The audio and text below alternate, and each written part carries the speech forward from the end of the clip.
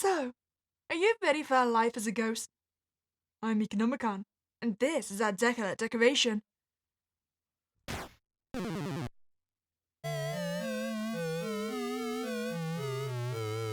You died!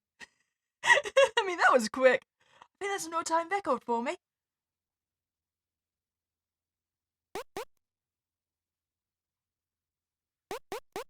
You find yourself in front of an apartment. Then, you realize you're actually dead.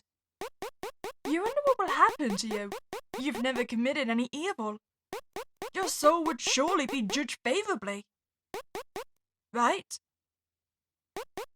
You look up at the apartment, and that's when you realize you came here to see him. Tall, smart, and mature. Such a gentle-natured guy. He has a good sense of humor, too. You love him.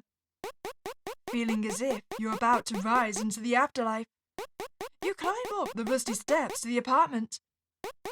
His doorbell doesn't work, so you knock on the door instead. Rude? Do you not have more respect? I died, sir! But he couldn't see you. Oh, that makes more sense. Okay, so you're not being rude to me. I need to figure out how to use my ghostly powers then. I mean, apparently I can be corporal enough to knock on the door, but not for him to actually visually see me. So far, I'm not a very good ghost. It's fine, I will improve. He had never not noticed you before. You suddenly became terrified of leaving this world. It no longer mattered how great of a place it was. The thought of being separated from him sounded more terrifying than abyss. You feel your still heart jolt. Deep within your now decaying body, you feel your soul yearn for him. You know what you need to do. If you can't visit him anymore, then you have to bring him with you. Wait, what? I thought you were going to say we have to haunt him. Nope. We just, casually need to murder him so we can die together and go to the afterlife. I mean, he'll understand, right? You need to do it in the name of love. You need to die, and I need to kill you lovingly. You're sure he would understand? You need to bring him to your side before your soul passes on. Hey, I've even got a nice little convenient knife. I've just had a bad thought though. If I kill him, is this not going to count as an evil? And it's going to corrupt my soul, right? So when I'm being judged, I'll get sent to hell and he'll go to heaven. So I don't think we thought this through. I mean, at least if I was only haunting him, we could probably just manipulate him into killing himself. Is that better? You have to kill your beloved. Why can't he see me? Can people even sense ghosts? It doesn't matter. I just need to kill him. Try touching things or talking to him and bring him to your side. However, interacting with the living world really tires you. Once a week is the limit. He told you before, there are maybe 49 days until the doors to paradise open. Make him come to you before 49 days pass. It would be awful to leave this world alone. Okay, so we've got 49 days. I'm going to do one action per week. So what's that, 7 weeks in total to make him join our side? Right, so before we decide what we want to do, let's have a look around. So many unread newspapers and flyers. Yeah, that doesn't help at all. By the entrance. His feet are huge given his height. It's always easy to see which shoes are his. And so, this big sneaker box has to be his. Anything else over here? That's me. Can I say anything about myself?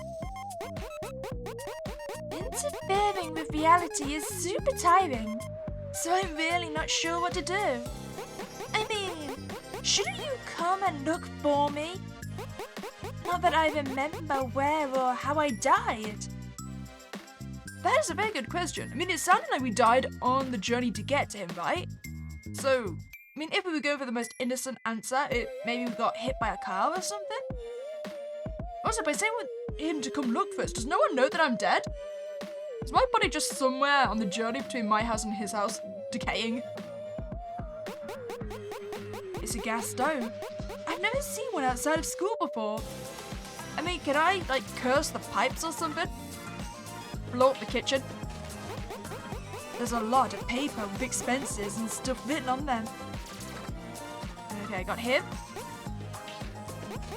He's as quiet as usual.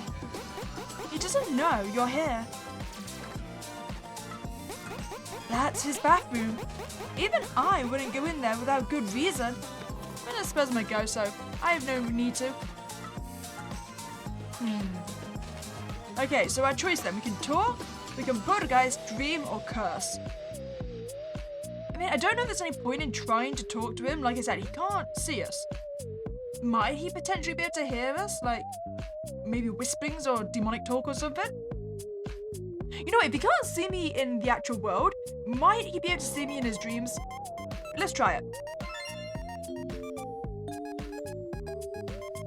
Also, I'm already demonic. I've just realised I've got a demon's tail.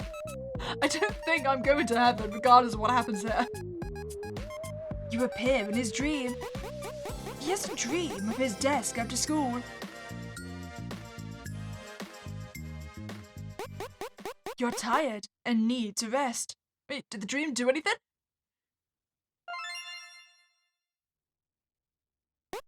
A week has passed.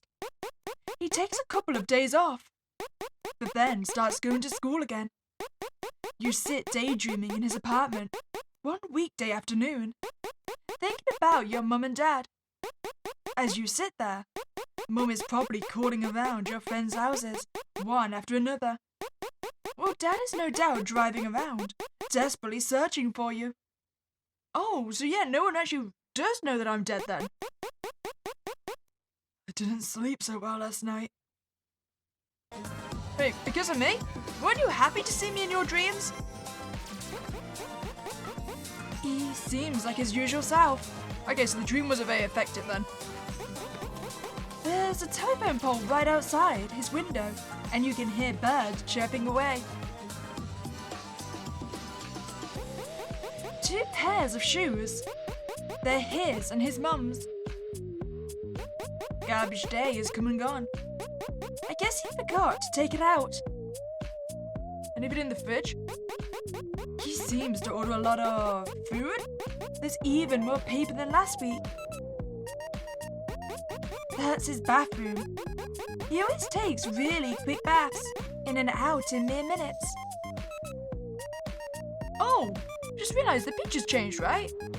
Is that because I gave him dreams? I mean, do I want to double down and just try dreams again?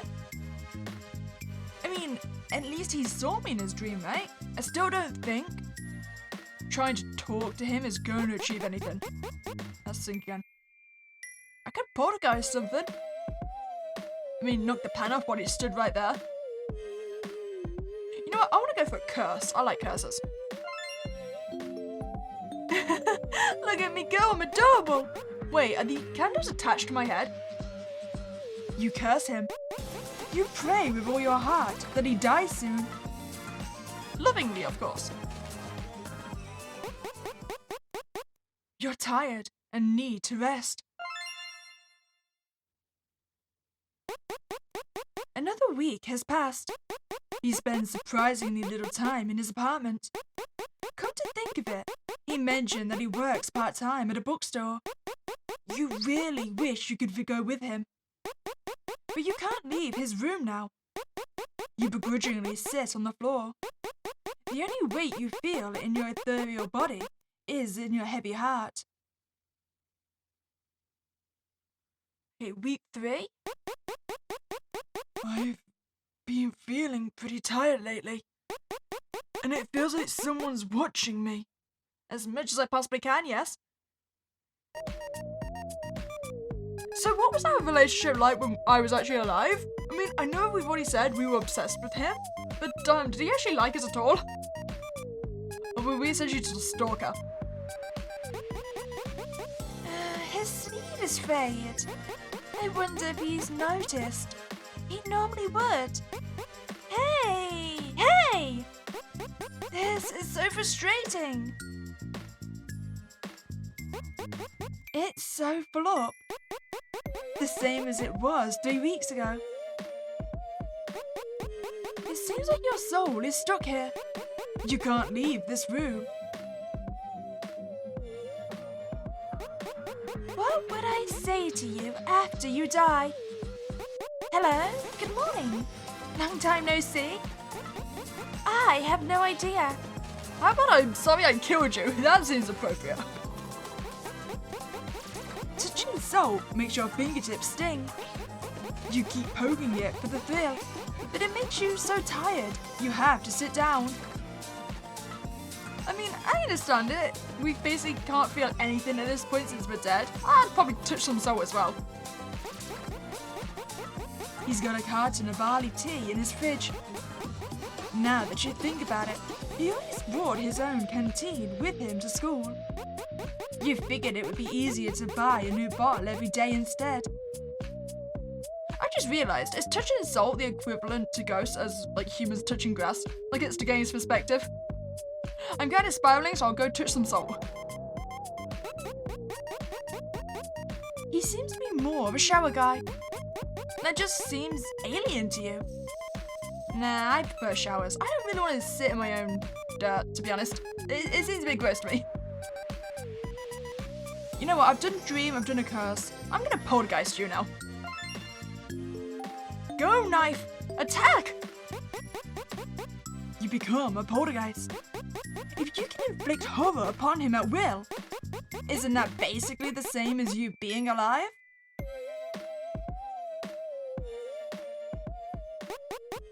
You're tired and need to rest. Wait, how was my poltergeisting? Another week has passed. You thought you wanted him to die, but you were wrong. You realize that all you want is to speak with him. But it's no use thinking about that now. Wait, should I have just doubled down on dreams? Because at least then I would have been able to interact with him, right? Mom, you awake? How are you feeling? I'm heading out to work. Can I get you anything? Supplements? But you haven't even paid back for the ones I got you last time. Fine, I'll get them.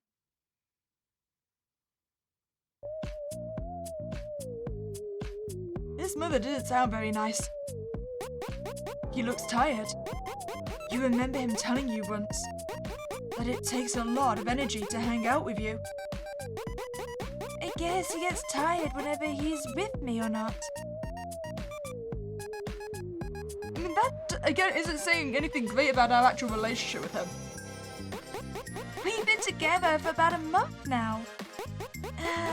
I've got to book a salon appointment, but I guess I can't go anymore. Not that he'd know if I had my hair cut. But I'd do anything for him to notice me now. A bill. Another bill. And yet another bill. They're all unpaid. I mean, that makes sense. It sounds like his mum is taking his money. The leaflets have been there for quite some time now. There are a lot of unfinished seasonings. You don't know what most of them are. There's a lot of stuff in his fridge, but he always seems to eat very little. His mum is the reason why he doesn't take baths. Something about it being a waste of gas. But the bath in your house is electrically heated, so you don't really get it. His mum just kind of sucks. I mean, if we come to the realization that we really just want to talk to him, maybe we should just attempt to talk. Maybe a little bit of it will get across.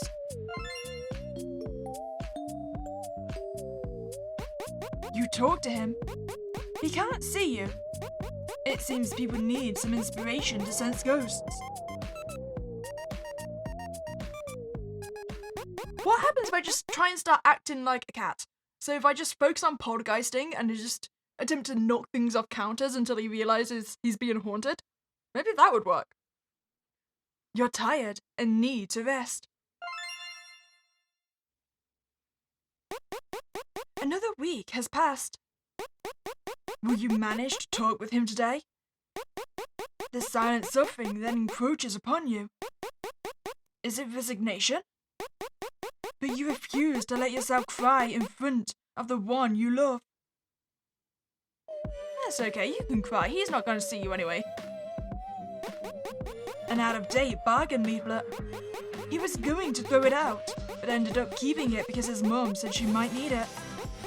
It's been left there ever since. You find it amazing how the newspaper is delivered at the same time every day. It feels somewhat refreshing, seeing as your family doesn't read them. The gas stove reminds you of cooking class at school. You always found it cute how his apron hardly covered him due to his height. Another 2 weeks? Or was it 3? Will this all end in naught?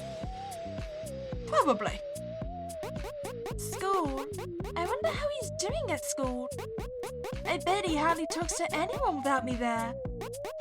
He's never been very good with words. Right? Also, has anyone realized I'm dead yet? The milk has gone bad. You don't like milk, so spoiled milk seems revolting to you. But you wonder if this is the reason why he's so tall. He's trembling after coming out of the bath. You figure he should stay in there longer if it's cold out. I mean, we've already said that the mother hated him having long baths because of the gas price, right? So what's the betting she's making him have cold baths? We explain why he's in and out so fast. Okay, well, we keep saying we're adamant on talking to him. But again, I feel like we need to instigate being able to talk to him. I'm gonna go back to the dreams, I think. At least we appeared in his dream.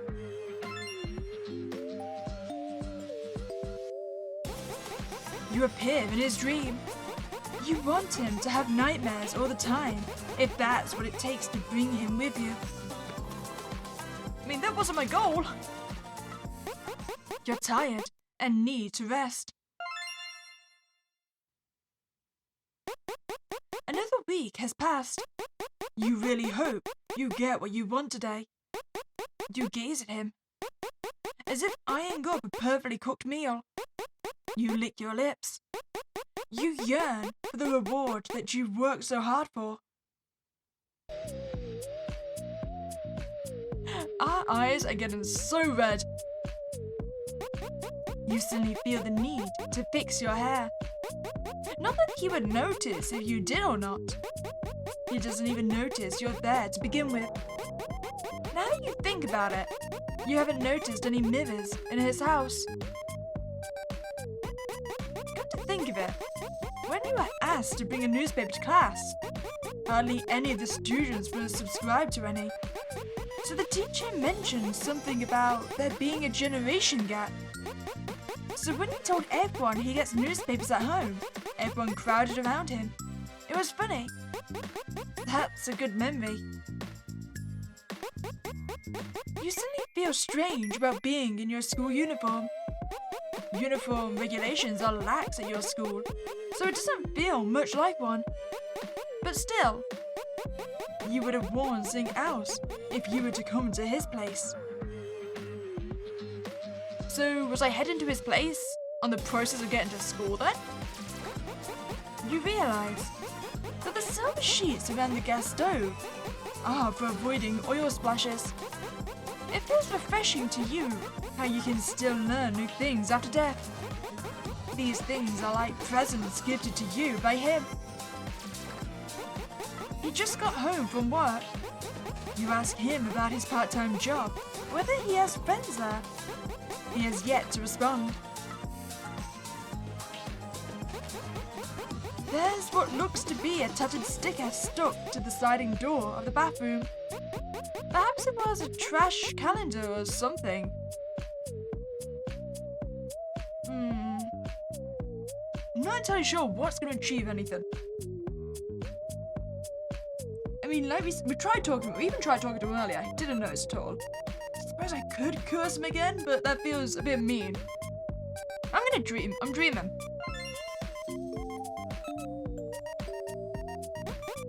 You appear in his dream. He's been sleeping much worse lately. Your aim isn't to make him suffer.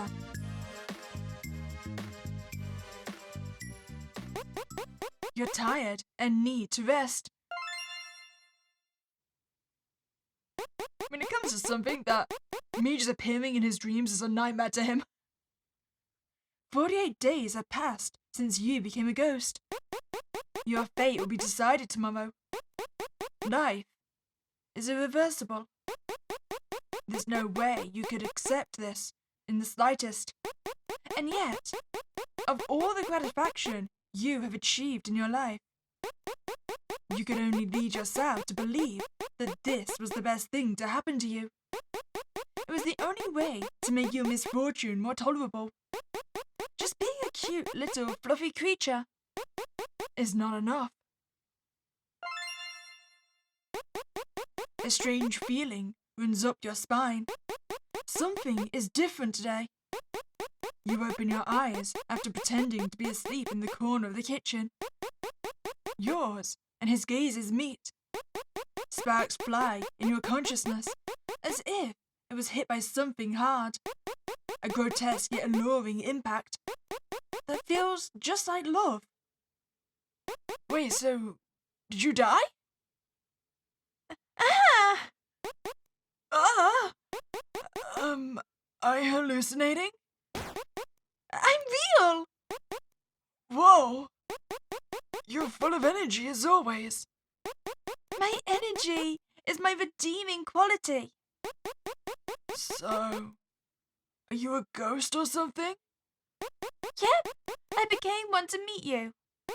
I wanted to be with you. Wait, have you been around all this time?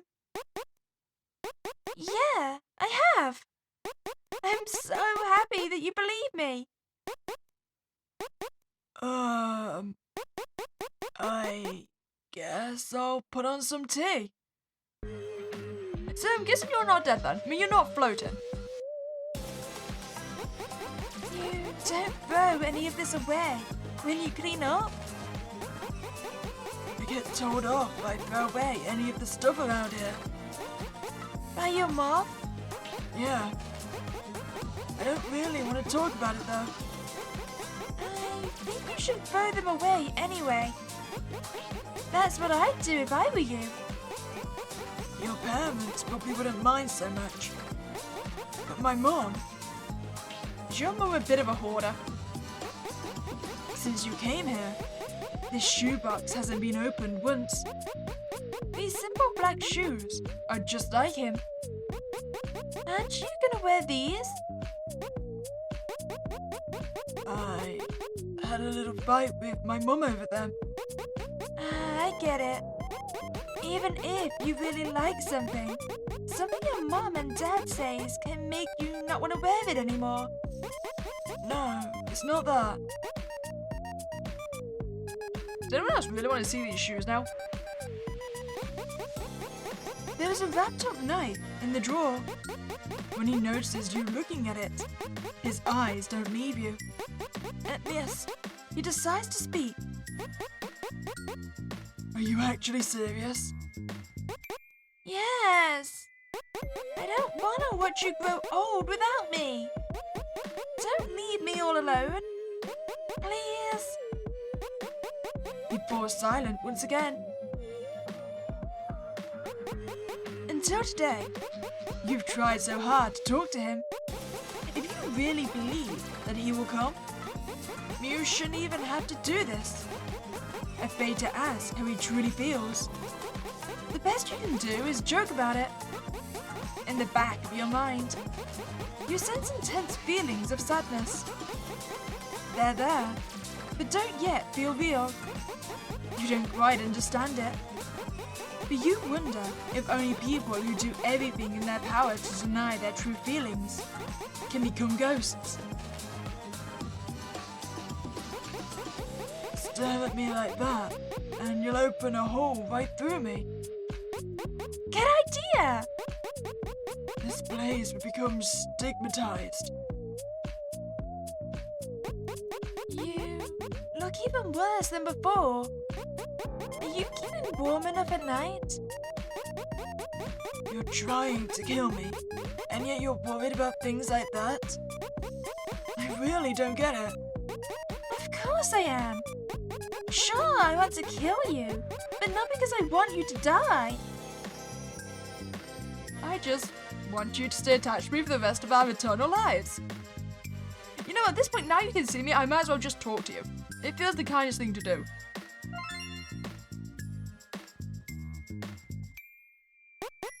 You realize you just made your final act. You love violence committed in the name of love. The more you do something unthinkable, just proves how far you're willing to go for someone. But, at last, you will have nothing to do with the reality of the world. You tell him that before long, you will no longer be of this world. So you want him to come with you. Your simple yet destructive amorous advances towards him make him fall silent. Then, after an awkward pause, he says he needs to think before walking swiftly to his room. It's nighttime, and moonlight spills into the kitchen window. On days like this, your heart seems a little more honest. Your head becomes clear. The light is so blinding that you turn away and sit down. I'm not wrong, am I? Coming to see him after what happened to me. I've tried really hard. I thought he'd be happy that I came. I thought he'd welcome me with open arms.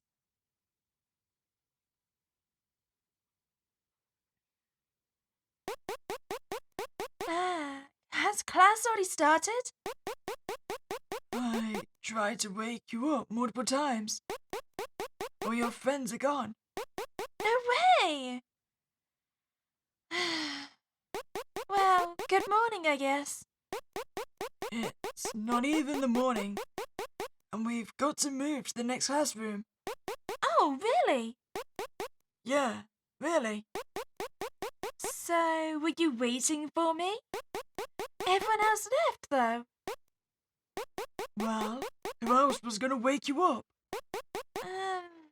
Thank you? But if I'm gonna be late, I'd rather skip class. Huh? So what will you do instead? My chatter? You dreamed of a wonderful moment in your past. The period soon after you and he met. Until that day, you considered him to be just an average guy. In the end, he headed class 8, leaving you, the naughty girl, behind. You gaze absently out of the window and see the beautiful autumn colours outside. The last thing you saw when you were alive was heavy dark clouds, with streaks of bright blue shining through from the summer sky. That day, you made a promise with him to go see fireworks together. You think you almost remembered something.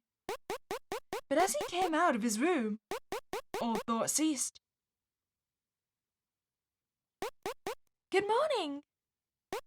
Morning. I had a dream from sometime last year. Oh, when you left me behind? Because you were late. I suppose you're right. We didn't talk like this back then, did we? We never really talked like this with my friends either.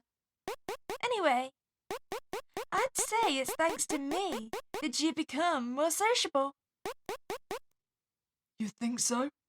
Yep. You gradually made more and more friends without me. I always wondered what I'd do if one of those friends fell in love with you. But on the other hand, it would be awful awful if no one else could see what makes you so great. Me saying all this probably makes me sound like a crazy, controlling girlfriend. But I want to know everything about the person I'm in love with. Everything. But you're kind and honest. And that's why I find it hard to deal with the thought that you're surrounded by friends I don't know. Really, really hard. Are you serious? Huh? Never mind. No, what? I wouldn't go that far for a lie.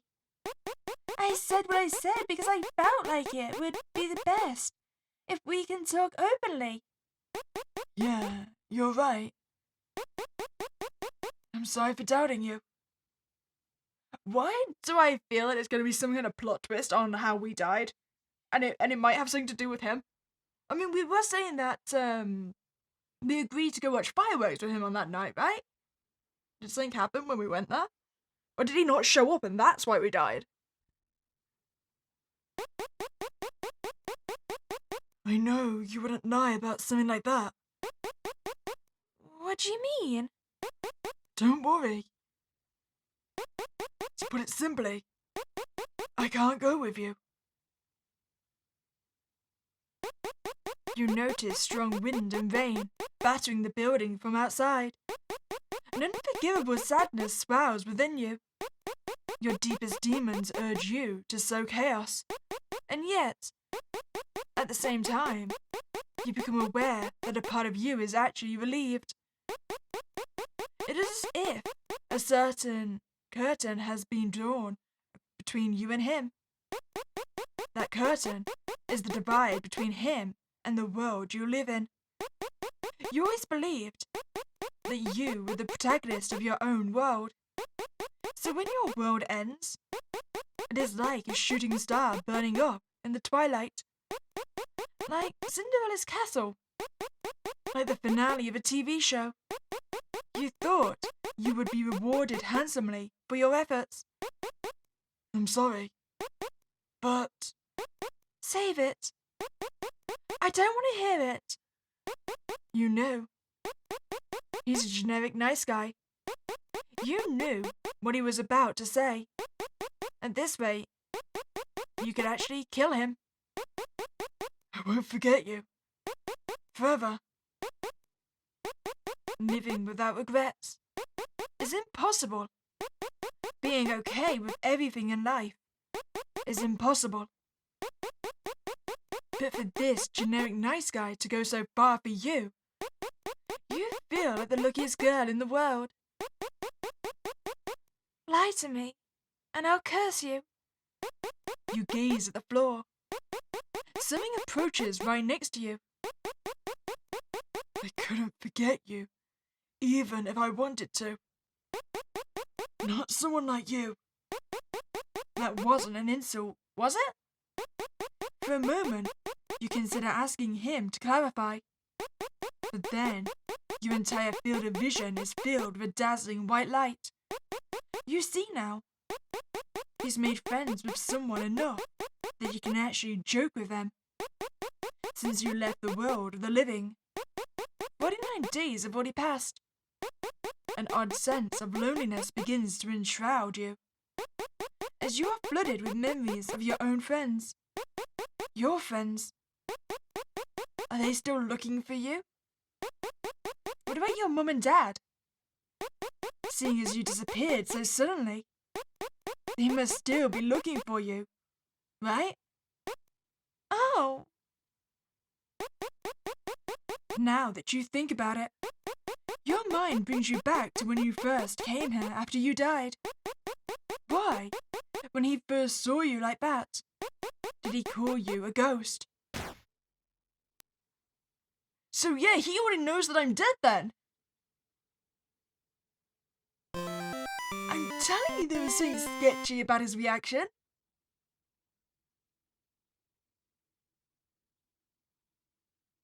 Okay, so I think there's 5 other endings for us to find. Ending list. So yeah, I got the basic normal ending. Did not mean to go back into it. So I'll go find the others. I don't think a light's gonna change. Okay, so apparently that's a bit different, eh? So I've cursed him twice in a row. On the second day, instead of going to his part-time job, he went to the hospital, looking like he was feeling sick again.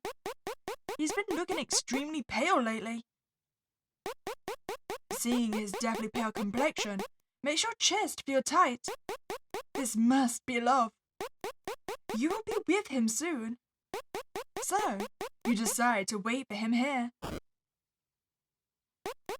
But there is an unknown figure standing outside his front door. Is that his mother? Who is it? You've never seen them before. You go to his house at long last. And yet, why can this person come here so soon?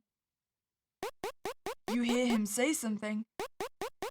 It's hard to believe, but could they be talking about you? But it was as if they were speaking another language, so you couldn't make it out. This mysterious person murmured something and placed their hands together. You suddenly feel as though your ethereal body is burning. No! It hurts!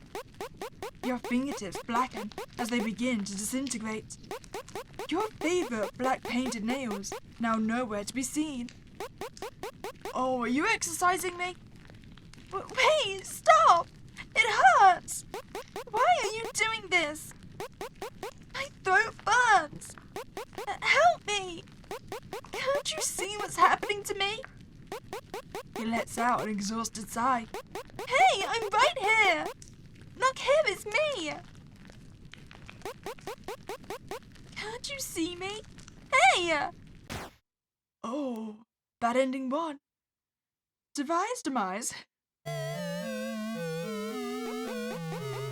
You need him to know that you're the one behind all of this. Well, that's my punishment for being overly malicious. Okay, so what happens instead of just cursing him constantly? If I just go into his dream every night, I mean, is that gonna have the same reaction?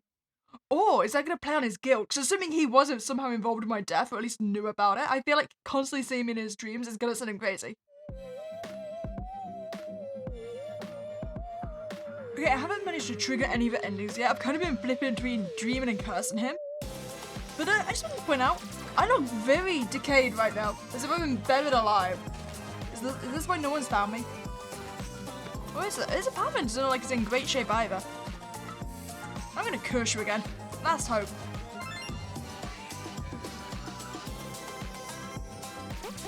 You realize you just made your final act.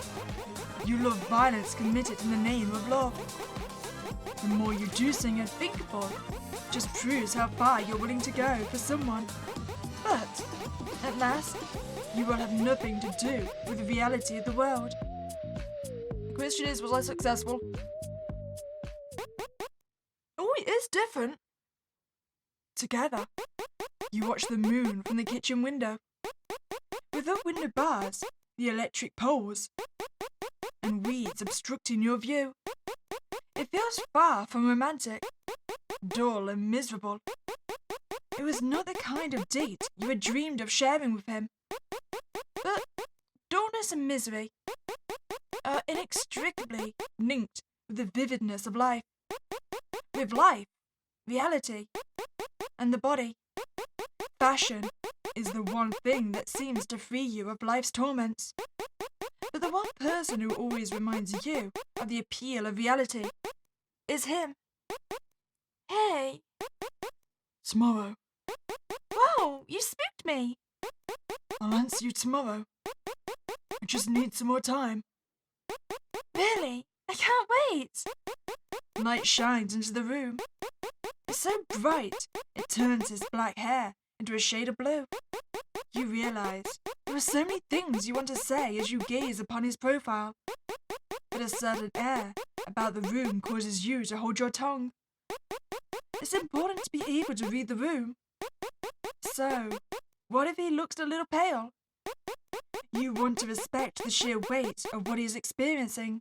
But you wonder if he realizes just how hard your spirit brain is working right now. After a while, he comes out to say goodnight. Before going back to his room, the moon shines brightly tonight.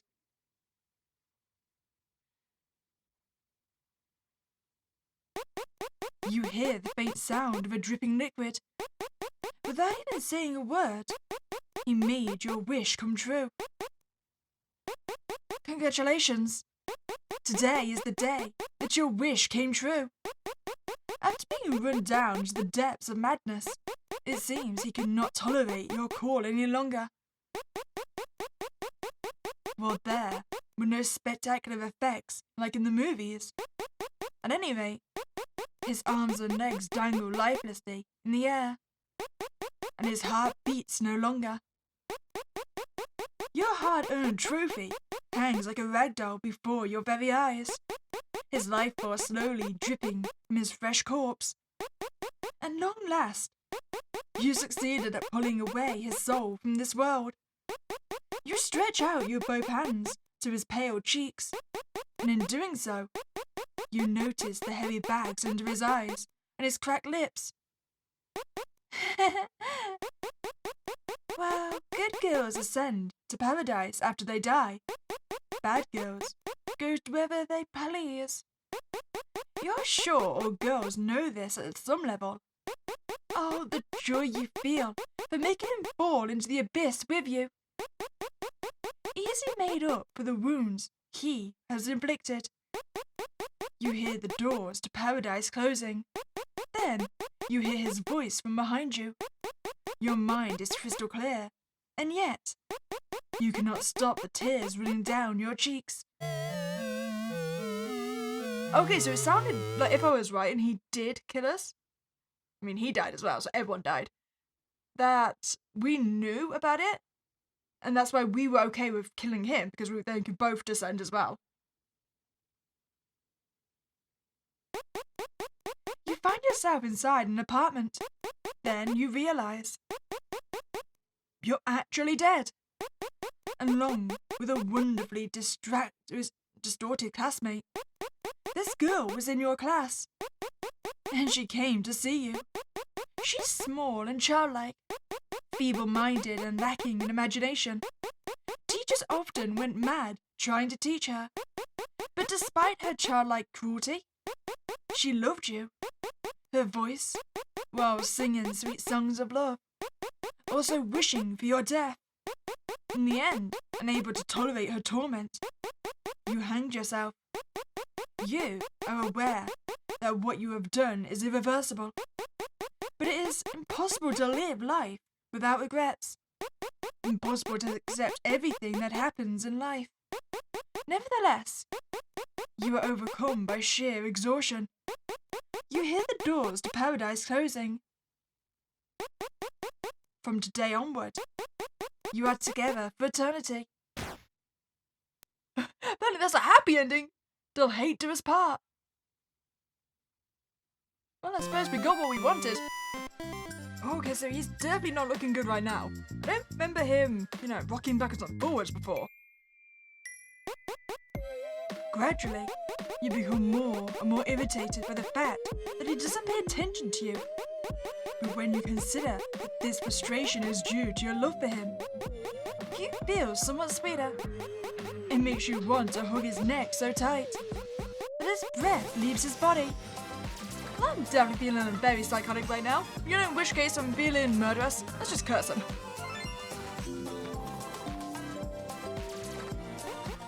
You curse him. A twinkling black star. You hold out your arms. Oh! Didn't realize the door keeps starting to open. You're tired and need to rest. Another week has passed. You really hope you get what you want today. You gaze at him, as if eyeing up a perfectly cooked meal.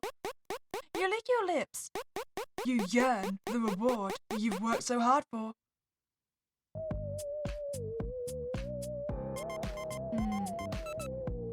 What are we thinking? I'm thinking think he's almost dead, so we can try and poltergeist him one more time. See if we can just stab him.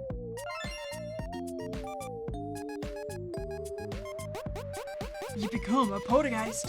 Surely he's noticed you by now.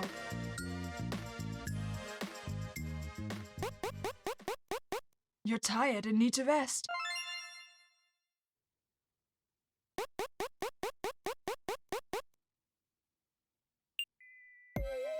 Oh, okay, he's really not doing good. Neither am I. I've essentially corrupted myself. Is this because I've been turning myself into a poltergeist? Whatever is here is none of your business. So, shall I curse him again?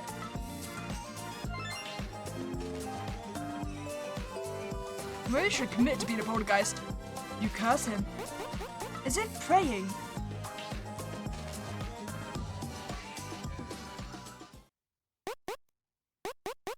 Congratulations! Today is the day your wish came true. While there were no spectacular effects like in the movies, the bleak reality is he blurted something out before taking his final breath. Your hard-earned trophy lay like a rag doll before your very eyes, as his life slowly seeped through the cracks in the floor. At long last, you succeeded at pulling away his soul from this world. However, already couldn't remember the purpose. Why did Redacted want to redact him so much? Was Redacted such a person? Hollow eyes on a redacted face. They look much more redacted than redacted. Enough about redacted. The room not being redacted clean concerned Redacted more. Why did Redacted want to be more cuter? Can Redacted remember? It's natural for every Redacted to want to redact cute and clean. Hey! See, it's that apartment. There's tape around it. To be stigmatized, it must be really tough for the landlord. It seems something terrible really did happen there. Something about the mother going missing? I hear that something bad happened to a guy that snuck in without permission. Wow, that's terrifying. You died. You find yourself inside an apartment. Then you realize you're actually dead, along with a wonderfully distorted castmate. This girl was in your class, and she came to see you. She's small and childlike, feeble-minded and lacking in imagination. Teachers often went mad trying to teach her, but despite her childlike cruelty, she loved you. You realize, even though nothing remains of her, she still cannot leave this place. As time passes, you and the girl are stuck together in this dust-filled apartment, drifting aimlessly. Sometimes, when people come to the room, you both play tricks on them and spend time watching outside through the windows. Eventually, you both forget who you were in life. And while your new reality makes you sad from time to time, you soon become numb to sadness itself. This is now your afterlife. Until a day comes and the apartment itself ceases to exist. Forevermore. Damn, that ended too then. So I'm guessing we got that one because he died before he even noticed we were there. It seems that you went too far. Yeah, I corrupted myself and destroyed him. Oops. Oh! Okay, so he saw us a lot sooner then. I think I'm sure this is my third day. I think I did everything but talking to him. Yours and his gaze meets. He's looking straight at you. You feel as though your head is about to implode. But it's a sweet feeling. You don't remember feeling so excited in your entire life. like thousands upon thousands of butterflies are fluttering in your stomach. So, it was you. I didn't believe in ghosts before, but everything that happened to me reminded me of things only you would do. Right? Yep. I didn't even know what to say. Well, you can start by explaining what you're doing here. I came here to kill you. Hey, at least I'm honest about it, and I look very demonic. I feel like at this point I'm committed. Should I just keep, like, cursing and dreaming with him? You know what? I'm gonna curse. I mean, you know I'm here now, so don't exercise me. As you strangled him, he looked at you with an unusual desperation. It made you feel a little close to him.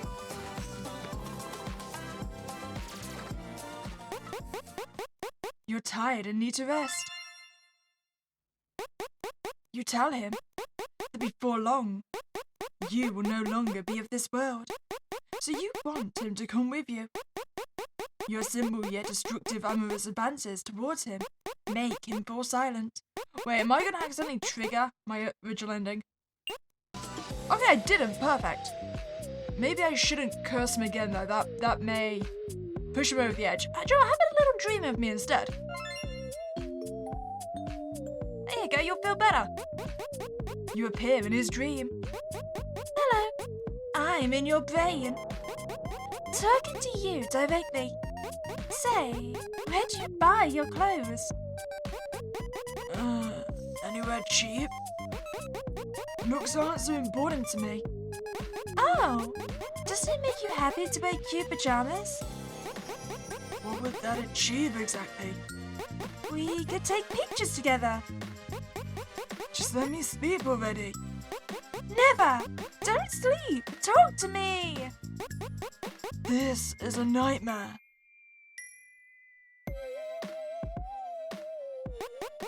You're tired and need to rest. 48 days have passed since you became a ghost. Your fate will be decided tomorrow. Life is irreversible. There's no way you could accept this in the slightest. And yet, of all the gratification that you've achieved in your life, you can only lead yourself to believe that this was the best thing to happen to you. It was the only way to make your misfortune more tolerable. Just being a cute little fluffy creature is not enough.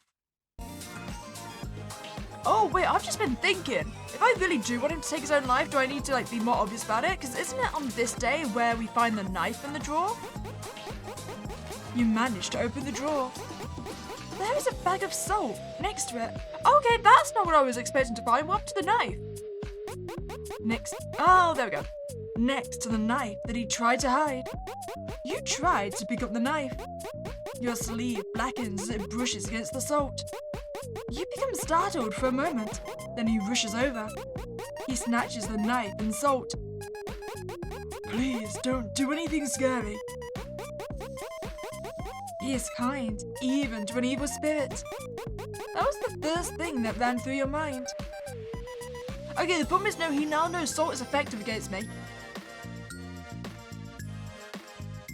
I'm just thinking, should I curse him to finish him off first? Because I feel like he might try and kill me. You know what, I'm gonna risk it. Curse!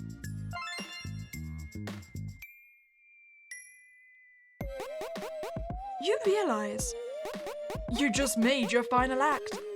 You love violence committed in the name of love. The more you do something unthinkable, just proves how far you're willing to go for someone. But, at last, you will have nothing to do with the reality of the world. I feel like I'm gonna get salt thrown into my face. Together, you watch the moon from the kitchen window. Wait, is this the same ending I've already got? Oh, okay, no, it has changed.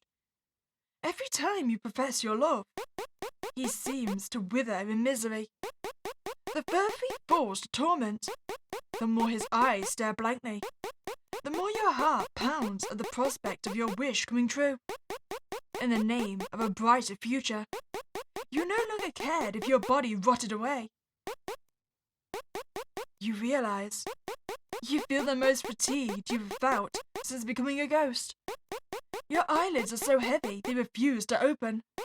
Your legs can't find the strength to stand, even though the doors to paradise are open as they call to you. You don't have the strength to reach them. But despite that, as the voice that calls to you sounds like his, you grit your teeth and open your eyes wide. Huh? There he is. He takes you by the hand. Your hand, which he has avoided this entire time. He is now holding it. My hand. I'm not sure. I guess because I was with you. I just felt inspired is all. He gives you a slightly awkward smile. This new smile of his, it takes you by surprise. Continuing down the wrong path, knowing it's wrong, is not one of the most commendable traits of yours.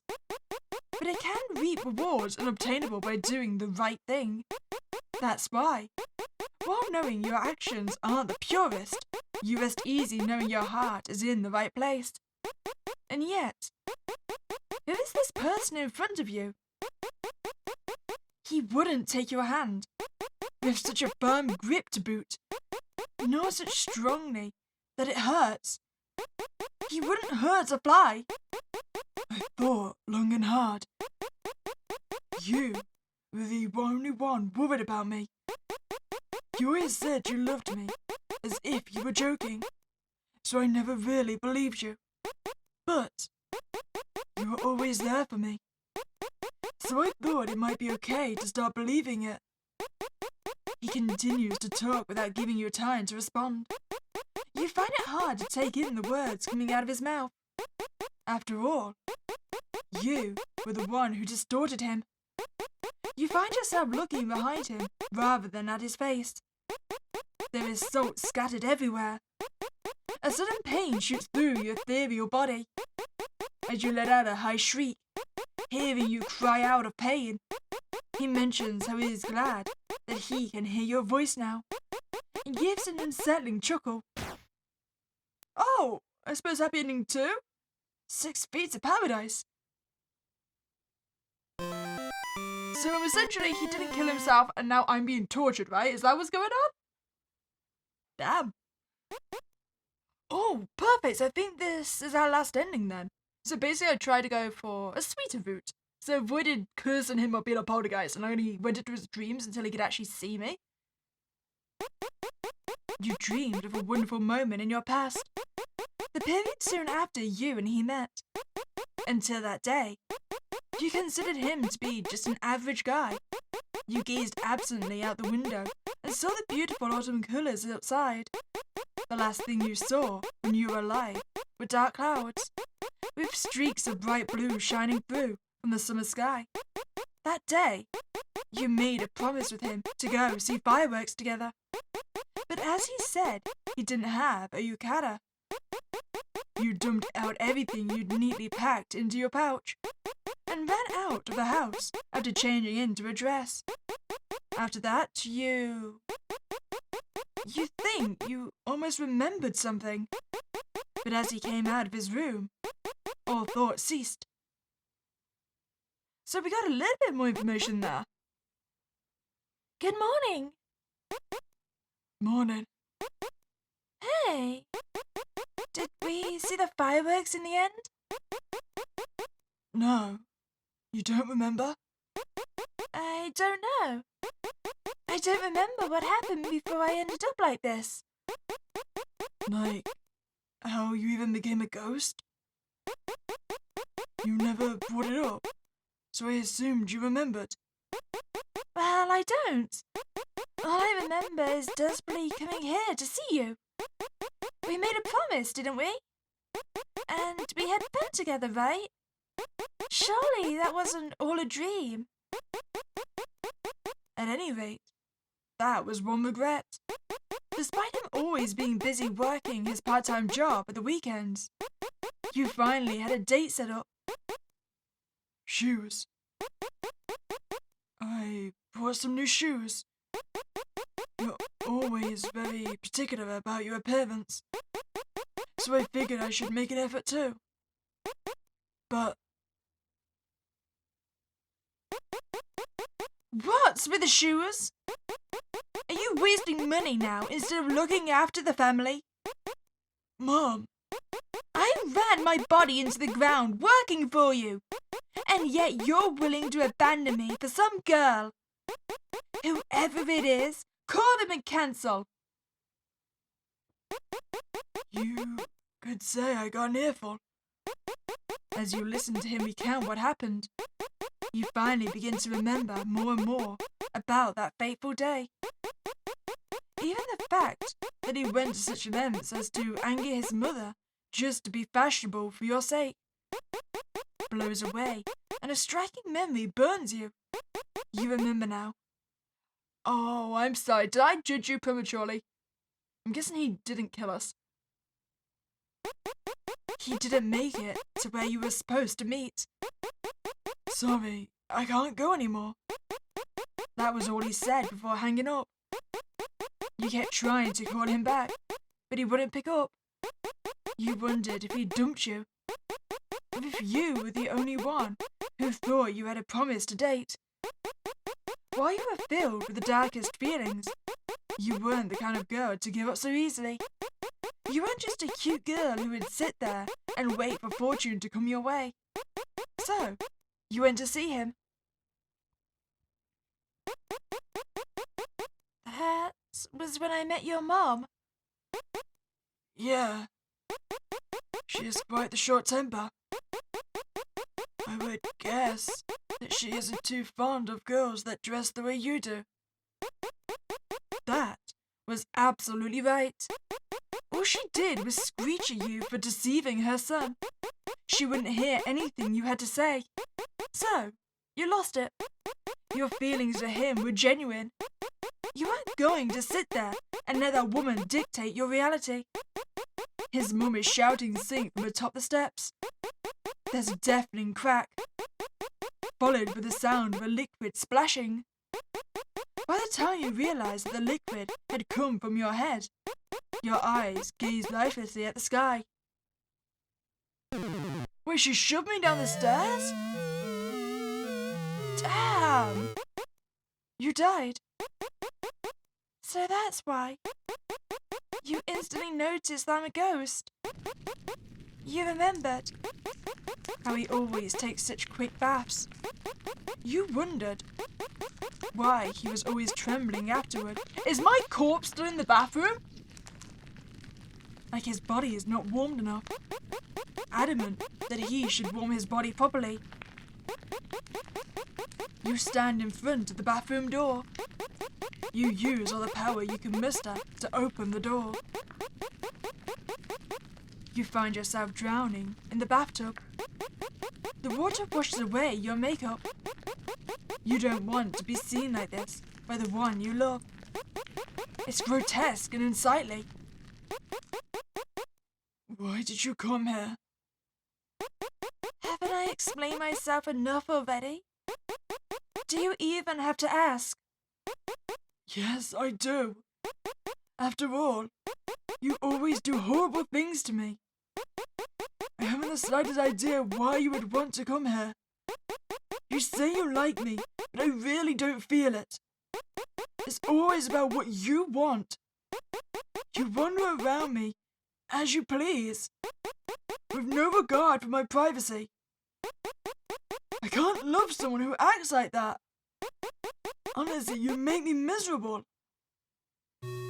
Why would you agree to the fireworks then?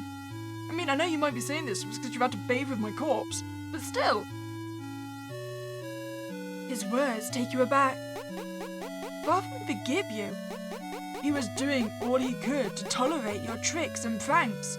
Oh, okay, that explains it more. I thought we were just orbiting. But no, if we're just constantly pranking him, we're doing the equivalent of like pulling someone's pigtails, right? I can see why he would not appreciate that. I mean, he seems like a very introverted guy. Oh. While one's right to love another is a freedom of one's soul that must be respected to an equal extent, one is also free to hate another. But why?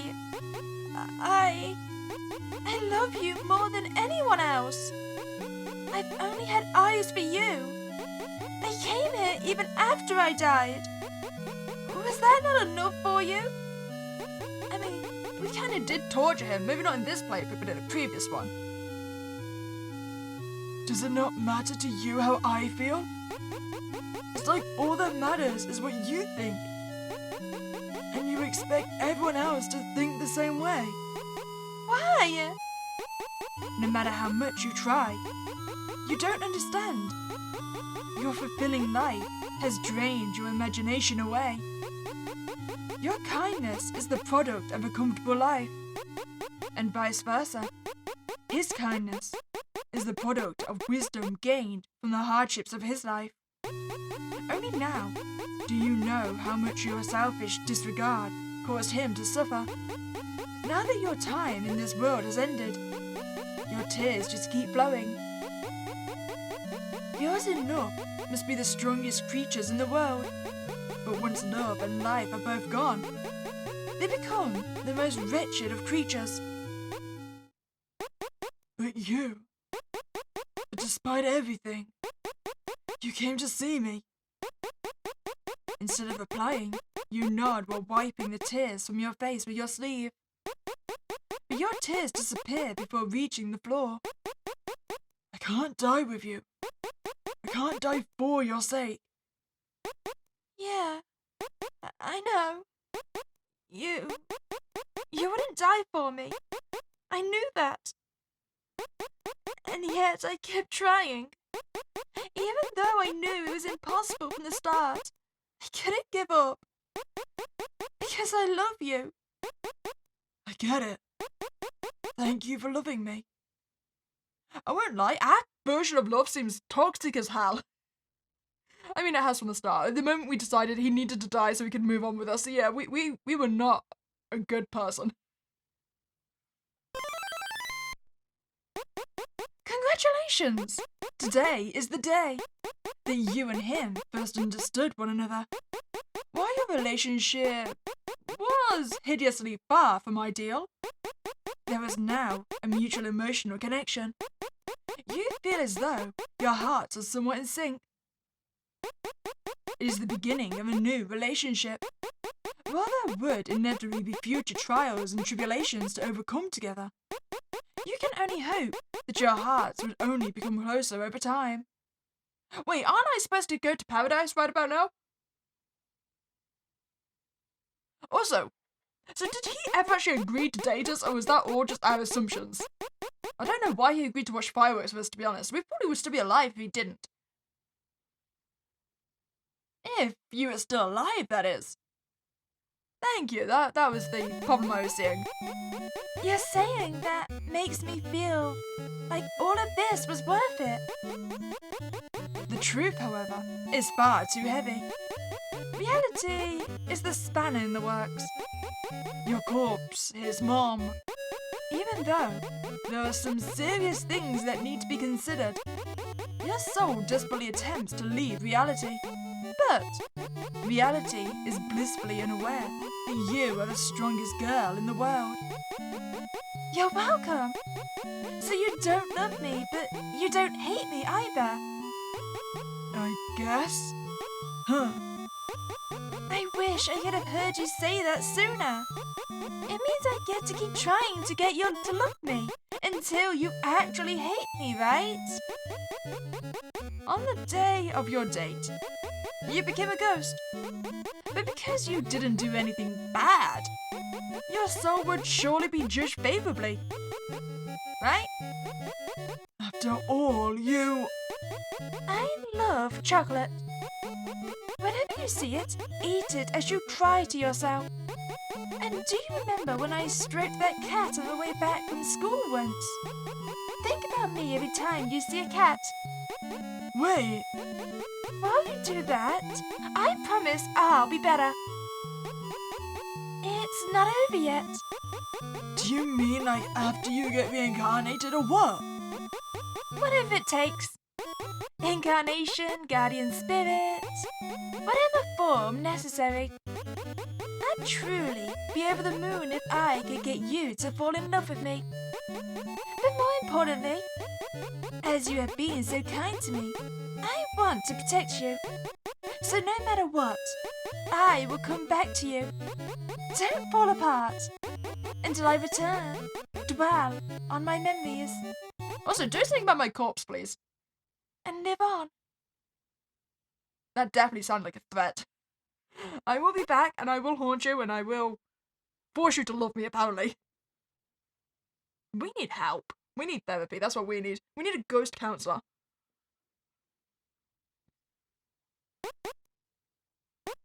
One year has passed since school student Redacted went missing.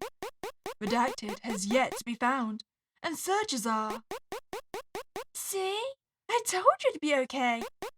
Hiding my body in the mountains worked. Besides, I gave you permission. I've questioned it multiple times. But are you really a guardian spirit? Yep, I say I am, so I am. And wasn't it such a good idea to move away from your mom? I guess. And the reason you could get away from her so peacefully was because you had me guarding you. You're welcome. You really think so? Well, thanks. So, what now? Want me to steal a test paper for you? I think I might hate you for that. But... You had a pleasant dream again last night. Sometimes. You hear whispers from ghosts who didn't end up as fortunate as you. They're bitter, resentful, and tell you to kill him. You simply squash them with your foot. Cinderella should have used her glass slipper as a weapon.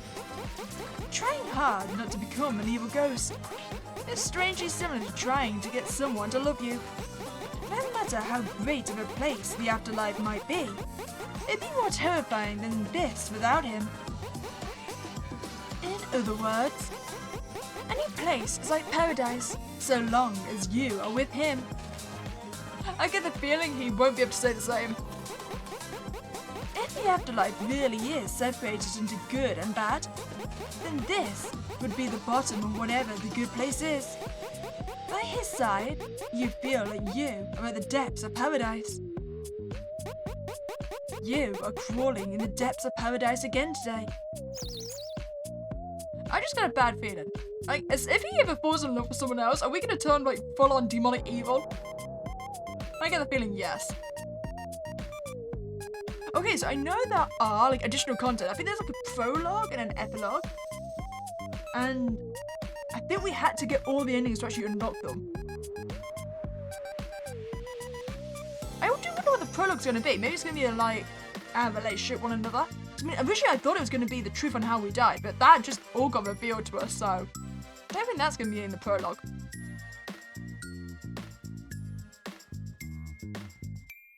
Let's go find out. There they are. Okay, so let's do prologue. You've entered your second year of high school. After the opening assembly, you head from the gym to your classroom. Because you're the shortest in line, you end up separated from your friends. With fewer new students this year, your classroom is on the first floor again like last year. The lockers lined up along the wall still bear last year's dents and scratches. A new school year, a new term, but nerves feel far away. I'm beat. You raise your voice and drop into your new seat. You can never just sit still, can you? Huh? How can you tell without even looking? Your friend in the same class again this year calls out from the corner of the room, still seated. You think she could just come over, but homeroom's about to start, and it feels like too much trouble. Were you even paying attention? Koba-sensei kept glaring at the front the whole time. Were you cracking up in the fact that you're totally getting busted? I only checked my phone for like 2 seconds. For real? That's insane. And right in front row! Guess that makes me a pioneer in student discipline. Alright everyone, sit down already. We're sitting. Drew the shortest straw again this year.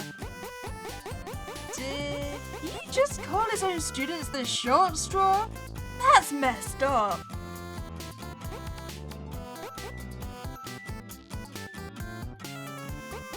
Homeroom is over. Classes are done for the day. And it's still only morning. You're already set on taking your time to head home. What now? Let's go speak to our friends. Are we okay? We don't seem okay. Herbert-sensei might have called you guys the short straw, but to you, he's actually kind of a decent teacher. Homeroom teacher Mr. Kobayashi let him know that Koba-sensei already seems to have headed to the staff room. He doesn't really get mad even if you're sloppy about a lot of things, which honestly is a relief. He marks your English grades a little low, but that doesn't really bother you. Miyoji, are you okay as well? Half of us seem traumatized. By the window, a tall girl is chatting with a boy about the same height. Miyoji, we're in the same class this year. Miyoji, like you, is a chronic latecomer. Last year you were in different classes, but you often ran into each other in the teacher's office and started talking. She's funny, cute, and one of your favorites. Oh, look, it's my late bunny. Hey, high five! Sounds like a bad influence to me. Come on, they say goofing up together brings people closer than they just being good all the time, right? It's definitely a bad influence. Hey, bad girls can get away with anything. So, who's this guy? Huh? No clue. Total stranger. What? You're terrible! We've known each other for almost 10 years. What do you mean I'm a stranger? That's hilarious. So, you live nearby? Yep. Anata, this is Aihara. Usually first on the roll call. Be nice to him. Aihara, this is Anata. Bumped out of first in roll call because of you. Go easy on her. That's quite an intro. Not wrong though. Oh, yeah. You were before me in the list. I'm usually first. You stole my spot. Do all your friends act like this? Why? Got a problem with it? No? You head towards Takamura and Mimi. A short-haired girl and a girl with her hair half tied up are sitting together, chatting like close friends. They're super reliable and really cute. They're two of your favorite friends. Having people from last year's class again makes you really happy. Wait, you guys are sitting next to each other? No fair! Yeah, it would have been nice if your seat was closer too. Only Anata stuck by the window. Honestly, it's like you've been ditched. Harsh! But hey, at least being bunched up makes eating lunch easier. Aren't we one seat short? I'll just grab a chair from somewhere. And what about the person who was sitting there, genius? I'll take them into it somehow. Great forward thinking. We could just share a seat. Mr. Kobayashi is watching. It's not like we're doing anything bad.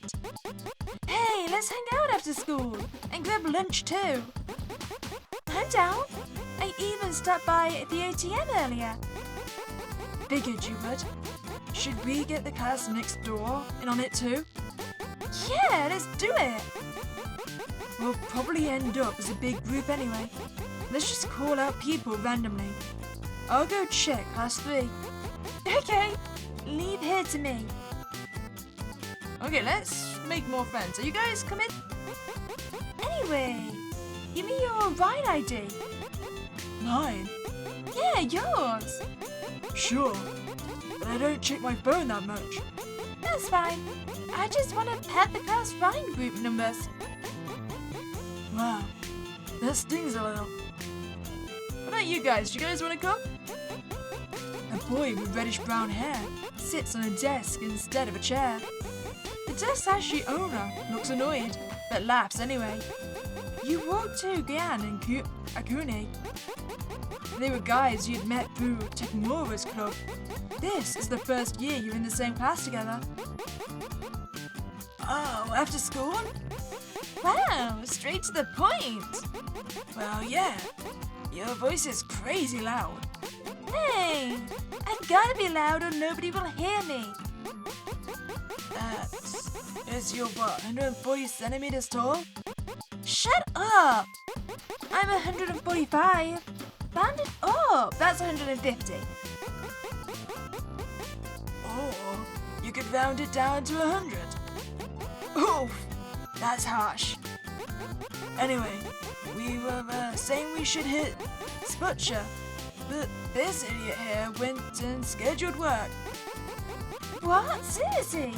You're such an idiot. Yeah, my bad. Why would you do that?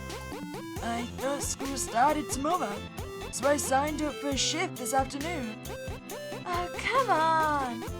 Fine, then come after work. That cool? Sure, sounds good. There's probably guys from class 3 and other classes coming too, so you better be ready. Wonder what's going on with class 3? Where's Takemura? Said she was asking class 3. Let me check Ryan. Oh, big group now. Meet at front gate. Figures. Think the place will even let us in? If not, we'll just go to the karaoke at Spotcha and order food there. I'm down for a takoyaki roulette, 100%. Okay, I think that's everyone then. Head to the school gate. You should. You're about to head for the gate where everyone's waiting, and you put your hand on the classroom door. But then, a big shadow falls across your arm and stops you in your tracks. Oh, hi there. You look up. The tall boy in front of you looks like he's got something to say. Right. He's the one sitting in the desk in front of yours. You remember Koba-sensei calling him Kimi? You're the type who can't remember faces or names if you're not interested in them. But even you know the boy who sits in front of you. You're eager to get going, so instead of asking his name, you decide to ask what he wants. And if it's nothing important, you'll just brush him off and head out. At least, that's the plan running through your head. What's up, St. Vang? I just wanted to ask if you're okay with the seating. I mean, with our height difference, you might not be able to see the board. Is that so? No, it's fine. I'll just borrow notes from my friends. Really? If you say so. But if it ever gets tough, just tell me. I'll ask the teacher to move our seats. Wow, you're super serious about this, huh? Just from that short exchange, you realize the boy in front of you lives in a totally different world from yours. For you, getting by with the bare minimum to avoid repeating a year is more than enough. You'd rather slack off in class, whenever possible, and sitting behind him means you can hide and do your own thing. But really, I'm good. Thanks, though. My friends are waiting, so I gotta go. As you leave, you can't help but think. So, people actually come to school to study, huh? Without much of a goodbye, you hurry out of the classroom. So, it was quite literally him just waking us up that made us love him, mate. I mean, that was just unhappy from the start, though, because clearly at this point we had no interest in him whatsoever.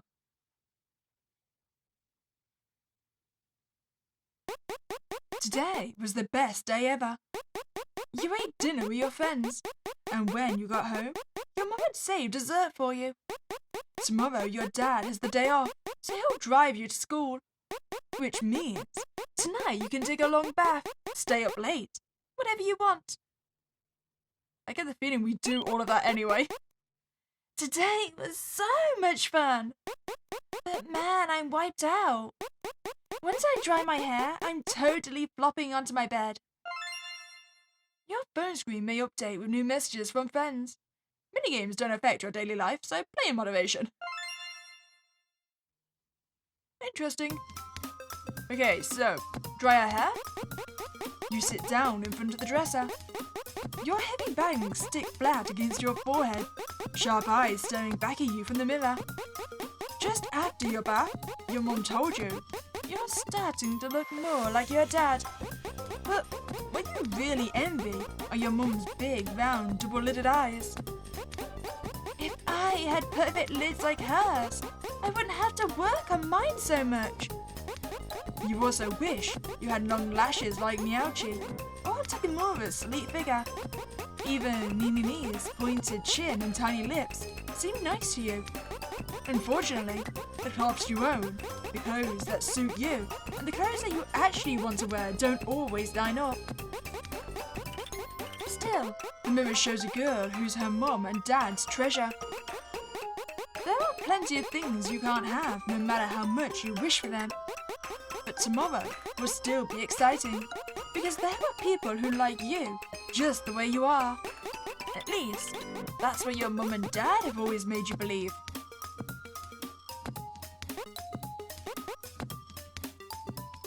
So we were essentially raised as a princess, right? And that's probably why our attitude towards and the love of our life is so off.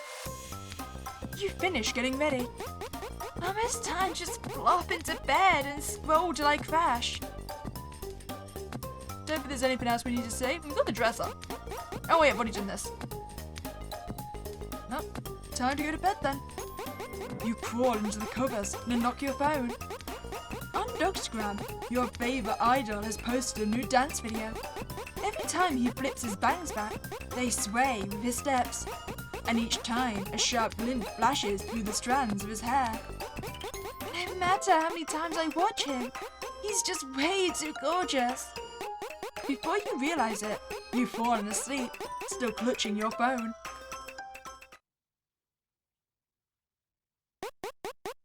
It's been a month since you started in your new class. At first, you worked hard to stay serious, but once the nerves wore off, you slipped back into laziness. As long as you don't fail a test, you'll be fine, and you can deal with homework when you get in trouble with a teacher. Now it's third period. The sound of chalk scraping on the blackboard echoes pleasantly. Warm sunlight pours in through the windows, mixed with the cool, refreshing breeze. It feels so comfortable. After staying up too late last night, you start nodding off. You decide to take advantage of the boy in front and sneak in a nap. Oh, so this is the moment then. Ta! Hey, Anata! Half asleep, you hear an unfamiliar voice and stir awake. A large shadow hangs over you. The breeze slipping into the gap between your slumped body and the desk feels cold. You blink a few times. Your blurry vision sharpens. But the shadow hanging over you doesn't fade. When you lift your head, the boy sitting in front of you looks down at you. You remember that his last name is Kimi. You only recall his last name, but that's enough. What could he want with you? You tilt your head and realise the classroom is empty. It's just you and him. Ah! Has class started already? I tried to wake you up multiple times. All your friends are gone. No way! Well, good morning, I guess. It's not even the morning, and we've got to move to the next classroom. Oh, really? Yeah, really. So, were you waiting for me? Everyone else left, though. Well, who else was gonna wake you up? Thank you. But if I'm gonna be late, I'd rather skip class. Huh? So, what will you do instead? Like chatter? With who? You, of course. I can't be bothered to get all my textbooks ready. Huh. Well, now you're up. I'd better get going. Hey, already? You really left? Don't leave me. You hurriedly yank out your notebook and textbook, stepping into the hallway. You'd assumed he had already gone to the next classroom, but he's there, waiting awkwardly for you. No way, you're so nice. Well, I figured if I went back alone, I'd look like I abandoned you. Fair enough. Sunlight streams through the hallway windows as you follow behind him. His stride is almost triple yours. You're the kind of girl who's never been able to stand walking behind anyone. If nobody can match your pace, you just have to be first. But if you're always in the lead, you turn back and wait for everyone else. That's how you've always kept in step with the people around you. But now, when you start to trot ahead, he slows his pace to match yours.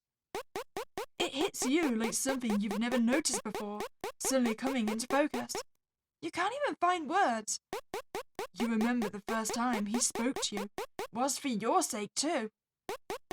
Everything feels sharper, clearer now. It's like hearing a new word for the first time and then suddenly hearing it everywhere. You're starting to really see him. Okay, so to be fair to us, it's not simply the fact that he woke us up that made us love him. It just seems that he's more considerate towards us than our actual friends are.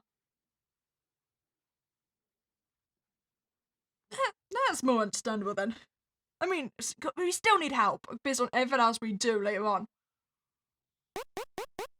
You notice things like how his nails are trimmed a little short, and how the backs of his indoor shoes aren't crushed down.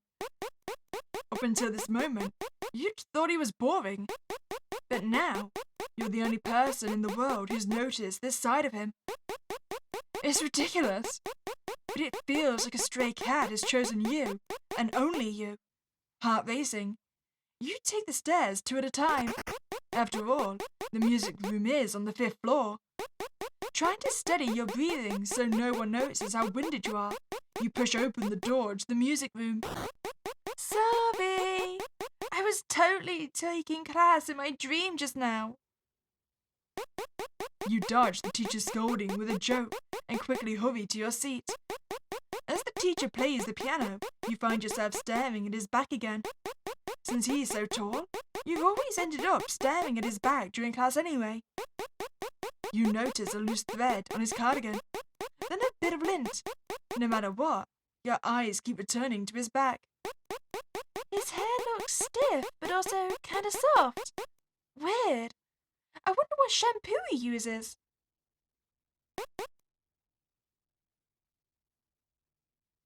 Yeah, that was definitely the start of our obsession then. Homeroom finally ends. You catch yourself absent-mindedly watching his back again. He's already pulling out his chair, about to leave the classroom. Maybe he's going to meet his friends. Or maybe work. A committee meeting. For some reason, even the tiniest things about him grab your attention. You're not the type of girl who can hold back, so fixing your bangs just a little, you chase after him. You completely forget about your bag, your friends, the no running in the halls, posters, everything. Weaving through the gaps between people, you spot his back again. He's already at the school entrance. You weave in front and spread your arms out in front of him. Found ya! Anada? What's the matter? He stops and tilts his head slightly. Then, noticing the big height difference, he crouches down a little so he can meet your eyes. It's only after calling out to him that you realize you didn't actually have a reason to. You've never worried about having a reason to talk before. Well, nothing really. Yeah, thanks for earlier. You scramble your jelly bean brain as hard as you can, trying to squeeze out something to say. Yeah, sure. You're welcome. But, you were still late anyway. It's not that big a deal. I just meant thanks for being late with me. Isn't that more like going down together? Then thanks for going down with me. Right. So, where are you headed now? Work? Train? Your train commute? Bike? I don't even know which one I'm supposed to answer first. Well, work. And yeah, I take the train. He answers each question earnestly, one by one. He's so straightforward, so kind, and he never looks down on you. Somehow, that just makes you want to keep talking. You're bold and reckless, so most people either get intimidated or make fun of you. Even with your jelly bean brain, after 16 years of living with yourself, you've figured out that much. But before you can say anything, he keeps talking. So, are you heading home too? Huh? Yeah. I mean, I already made it all the way to the entrance. Your bag. Huh? Oh, snap! You're right, I totally forgot it. Yeah, I figured. Thanks for telling me. Well then. See you, I guess? Oh, yeah, see ya. You don't really have the power or a reason to keep him here any longer. Only now do you finally notice your bag, your friends, and even that dumb no running in the hall poster. You wave lightly and head back towards the classroom. What now? I mean, I suppose I could go talk to people. Wow, wasn't here today either, huh? You shortened her nickname? She's probably either sick, skipping, or feeling sick enough that she's skipping. She's the type who'd rather skip than show play. That makes total sense.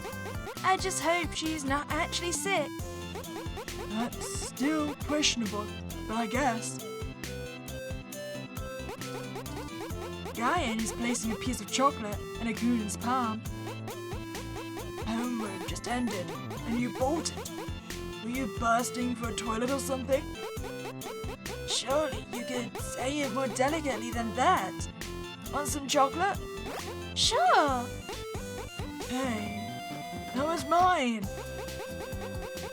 Yeah, I thought it'd be sweet, but it's bitter, sour, like dirt. I got it from my part-time job. It's 100% cocoa chocolate. Whoa, close call. You tricked me. You're the one who took it. My mouth tastes sweet, bitter, sour. It's like dirt crumbs, not sweet at all. You know, you shouldn't complain when you take something from people. Sorry. Here, I'll give you candy in return.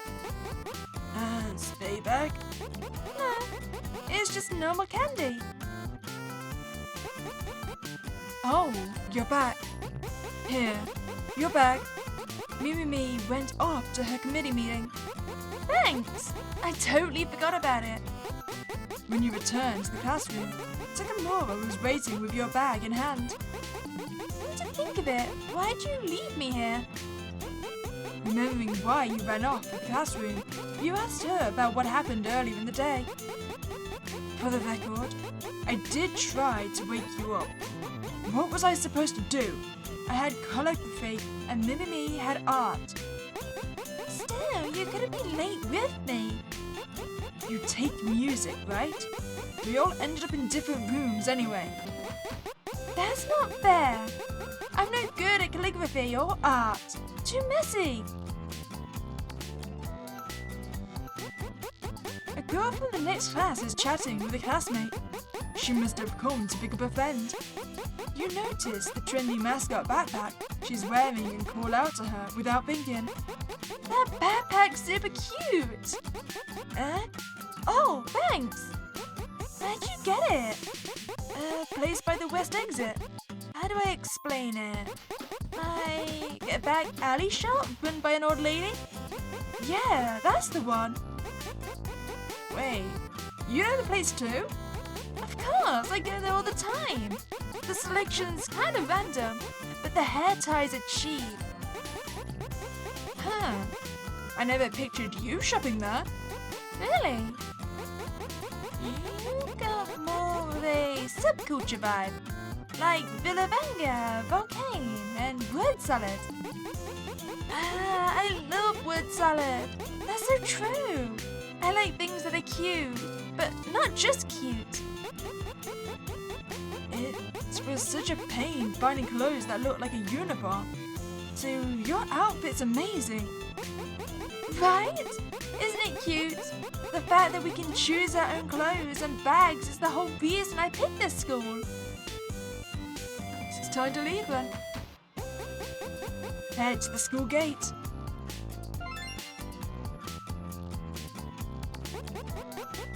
I'm hanging out with Chica and the others later, so I'll split off at the station. Okay. Wait, so unfair. Says the girl who just forgot both her bag and me and ran off somewhere. Still unfair. What were you even doing? Huh? You actually want to know? Save it for some other time. Come on. Even after watching dramas, eating dinner, or taking a bath, what kept coming back to you was that midday daydream. Him. You were born the star of the class, and Mum and Dad's little princess. In your life, he was supposed to be someone who would never stand in the spotlight. Supposed to be. Even when he helped you, it wasn't as if any of the light shining on you would be shared with him. And yet, he helped you. The shock you felt the first time you really saw him, the moment something invisible suddenly came into focus. That shock spilled over without end, impossible to contain. You wanted to know more about him, talk to him more, feel that kindness from him one more time. But you thought maybe it'd be okay, even if he never showed up you kindness again. Even if it was just on a whim. That would still make it interesting. What you felt toward him was a careless, thoughtless kind of curiosity. It wasn't that you already liked him. It was that you were trying to make yourself like him. That was only natural. Falling for someone means that every day turns into entertainment. Love and good versus evil always finds their way into every part of life. Entertainment is entertainment precisely because it can be as casual as a snack. And yet, love alone was a form of entertainment worth staking your whole life on. The little highs and lows over nothing in particular add flavour and seasoning to life. Maybe you started liking him so you could find someone fun and good fortune in your otherwise boring life. So wait, did we get someone on our phone? Messages? Wait, did we get a new message? It's not actually seeming like it. Oh, there's my ID. There's everyone we know.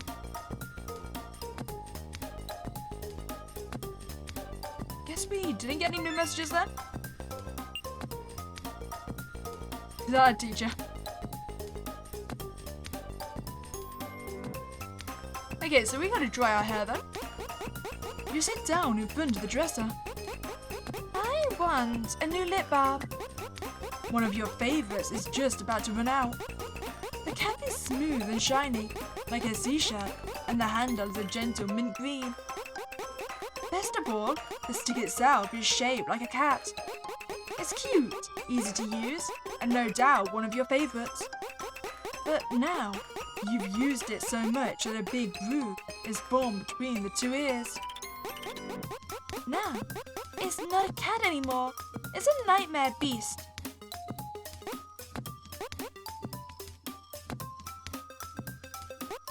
You've finished getting ready. Time for bed? You crawl into the covers and unlock your phone. The newly updated reel that pops up features your favorite idol posting another selfie video. A bright smile, clear, confident eyes. He doesn't look anything like him. Probably. He's just so tall. I can barely see his face from my height. Before you realize it, you've fallen asleep, still clutching your phone.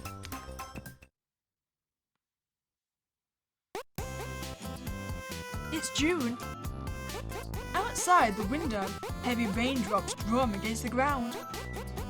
Classes on rainy days are the worst. Your hair goes flat, you get sleepy, and nothing good ever happens. Half the class has already given up and slumped over their desks. While glancing at the fallen students around you, you fix your eyes on his back. He looks like he's actually paying attention. Since that day, you've been finding excuses to talk to him whenever you can. If someone asked whether those talks ever went anywhere, well, the answer would be a clear no. But he's never ignored you either.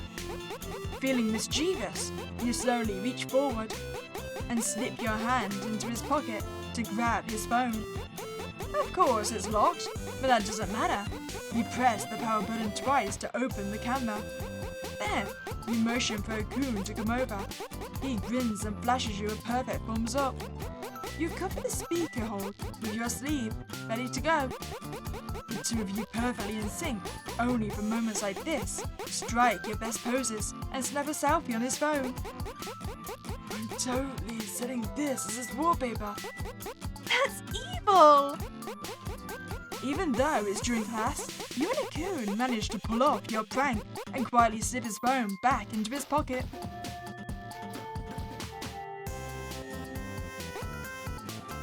I mean, okay, that prank was a little bit funny. I mean, it's not going to harm anyone. It's not like we accessed any of his personal information if it was just a selfie.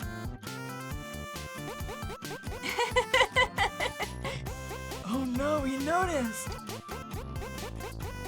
How did this even happen? This was you, wasn't it? You caught me! Too funny. Wait, you took my phone? I just changed your wallpaper a little, that's all. When did you even? Can I change it back now? Oh, leave it, it's funny. I'm changing it back. He looked so flustered. It was honestly kind of funny, and he always forgives you in the end. You and a coon grin at each other, celebrating your prank success. Then get up to get ready for the next class.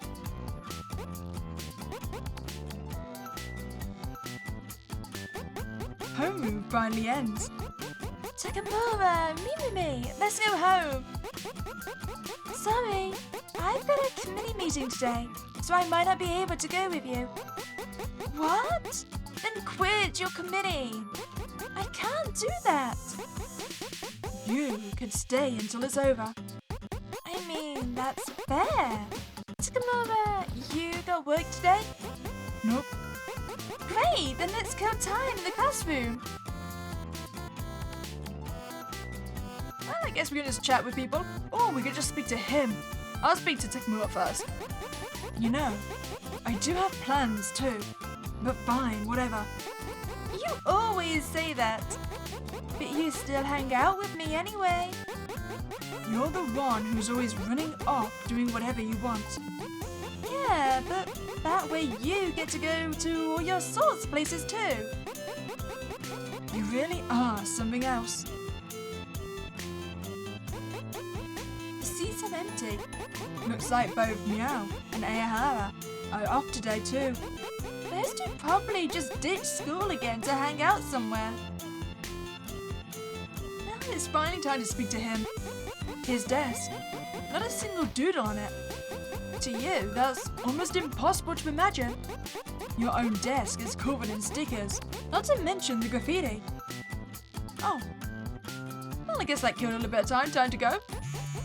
You waste time in the classroom, only scrolling through your phone, and your phone buzzes. Oh, Mimi says the committee meeting's over. Should we go pick her up? She already dropped the key off at the staff room. She said to wait here. Lucky us. Didn't feel like climbing stairs anyway. Yeah, no need to make the round trip. The library's on the 5th floor, the staff room on the 2nd, and your classroom is on the 1st. Going to pick her up would mean a lot of walking back and forth. Appreciating her thoughtfulness, you decide to wait in the classroom. This school's classroom layout makes zero sense. Well, second years have the fewest students.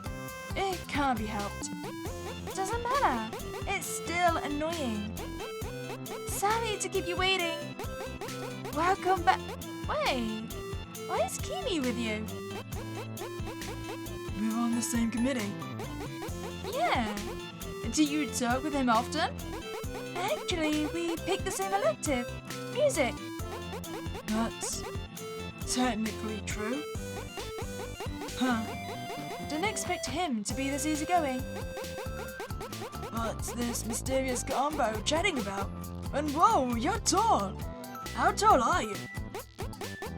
Calm down, you. As you're chatting, Akune suddenly pops up beside you and joins in. You and your friends practically rule the classroom, so it's only natural that a friend of a friend can join the conversation too. Ryan shows up a moment later and sits nearby. Oh, I'm curious too. How tall are you? Hey, let me guess. 189.99. Why wouldn't you say 190? Close enough, I guess. Close enough, huh? 189.999999. That's just desperate. So, what's your actual height? You smile as you look at him. Or rather, look up at him. He meets your eyes with a slightly troubled expression. 190. No, rather than that, What is it? I've got plans after this. But you all look like you're having fun. So it's kinda hard to say so. No way, he's too nice. Then let's all go home together. Yeah, I've kept everyone waiting long enough. Let's go. Well. Come on. It'd be weird if we split up now. Let's all go. And while we're at it, let's take a picture. Let's post it on Dogstagram as a weird lineup. For sure. Even if it was the last day on Earth. That's dramatic.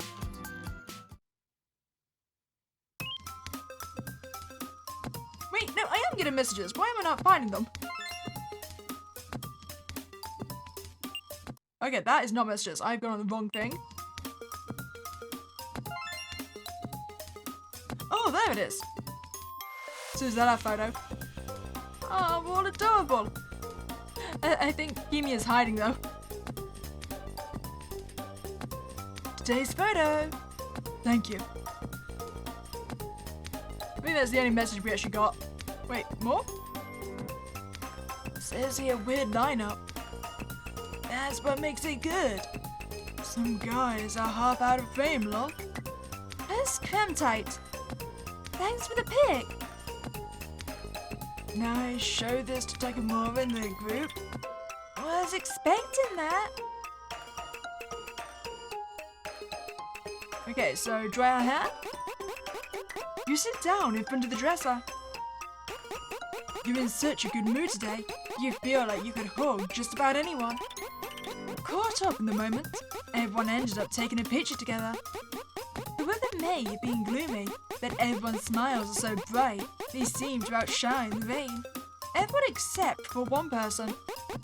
Riding that same wave of energy, you finally got his contact info. You proudly scroll through his profile, still using the default icon. His phone is so old-fashioned, you didn't even have Ryan installed, so you went ahead and set it up for him yourself. You remember the smug satisfaction of feeling like you just introduced him to civilization. Smiling in the memory, you turn toward the mirror and smile again.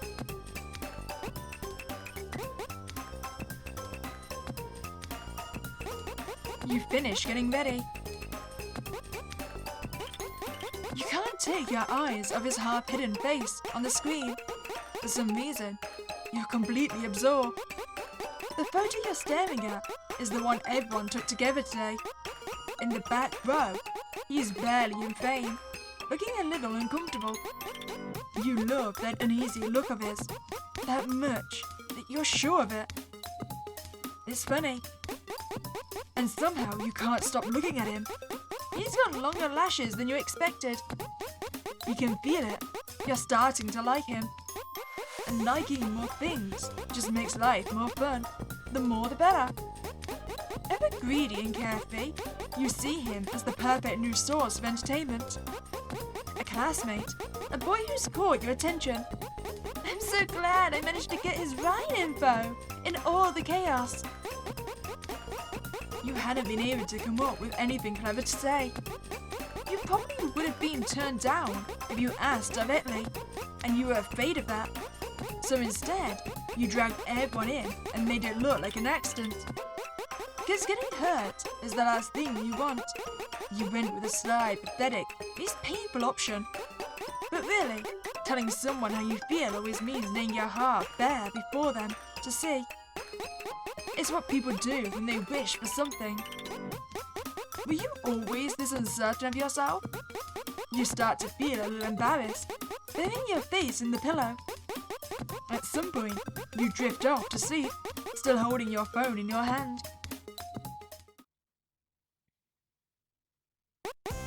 It's July. You gaze up at the summer sky. Bright, heavy clouds drift lazily overhead. Since then, he and your friends have started talking a bit more. His seat is, well, in the perfect spot, right between yours, Gaian's, and Takamura's. So naturally, whenever everyone gathers, it ends up around his desk. Maybe it's because he's the type who always listens when spoken to. He never gets mad, even when you tease him. He's kind, funny, and forgiving. It'd be impossible for anyone not to like him. You're not even a good listener yourself, but every time more people gather around him, you can't help feeling proud. You used to think he was boring, but no matter how careless your words, he always takes them seriously and answers earnestly. The more you get to know him, the more you realize how kind, mature, and forgiving he is. People who can do what you can't aren't amazing.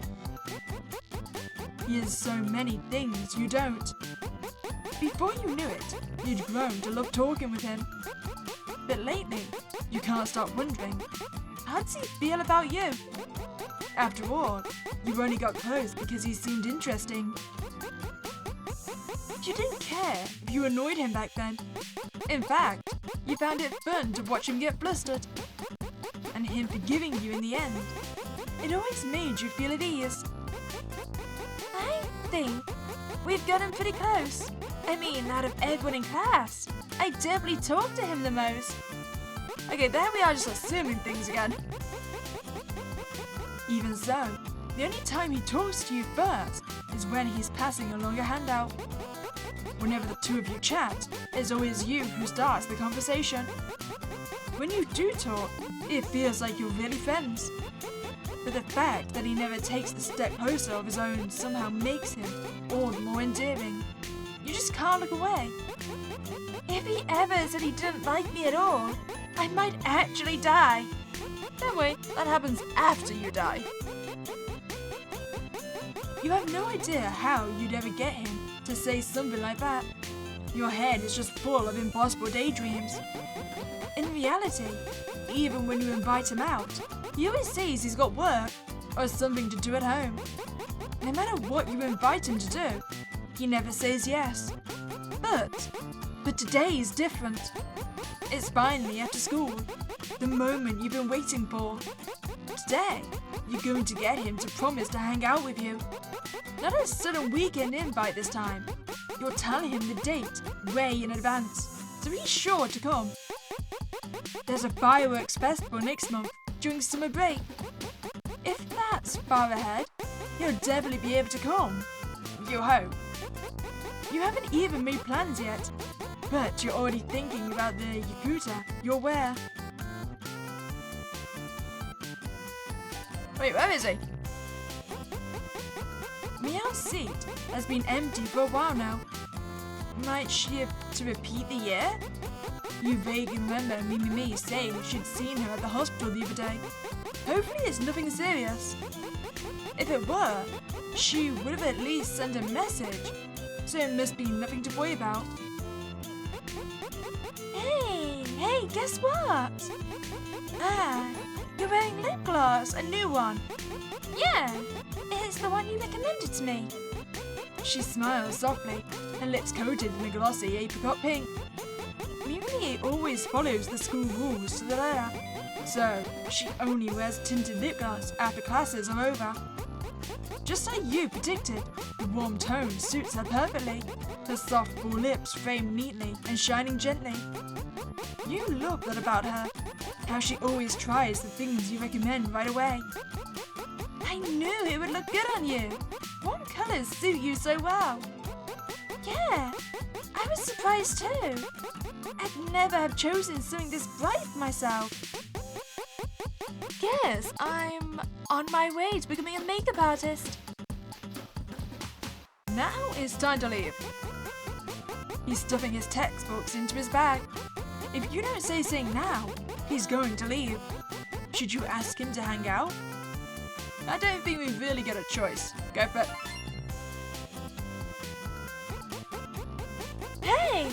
Hey, we get a summer break, right? We do, don't we?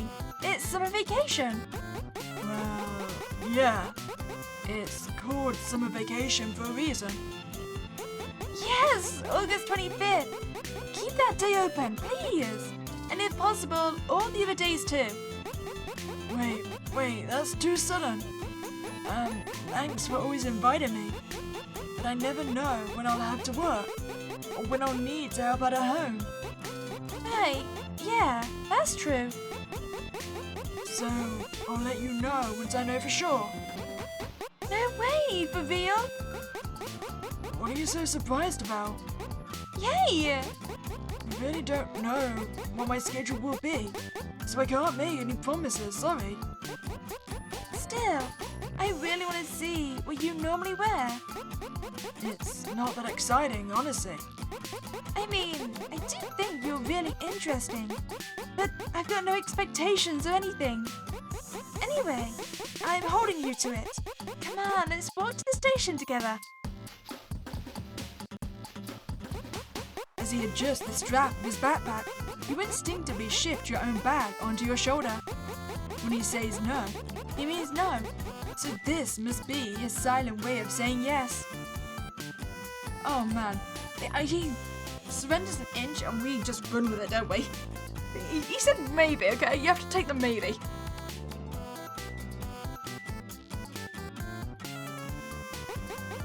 Without a word, you follow him out into the hallway. The faint scent of disinfectant drifts through the air. This indescribable atmosphere would probably linger until summer finally ends. Once you stop talking, the school itself seems to come alive, a chorus of sounds filling your ears. Distant laughter, the squeak of shoes on the floor, the low gurgle of water running through the pipes somewhere. Want to stop somewhere on the way? Station front? You like it when little by little, the words you and someone else use start to sound alike. It makes you feel like spending time together has brought your minds a little closer, like you understand each other with a few words.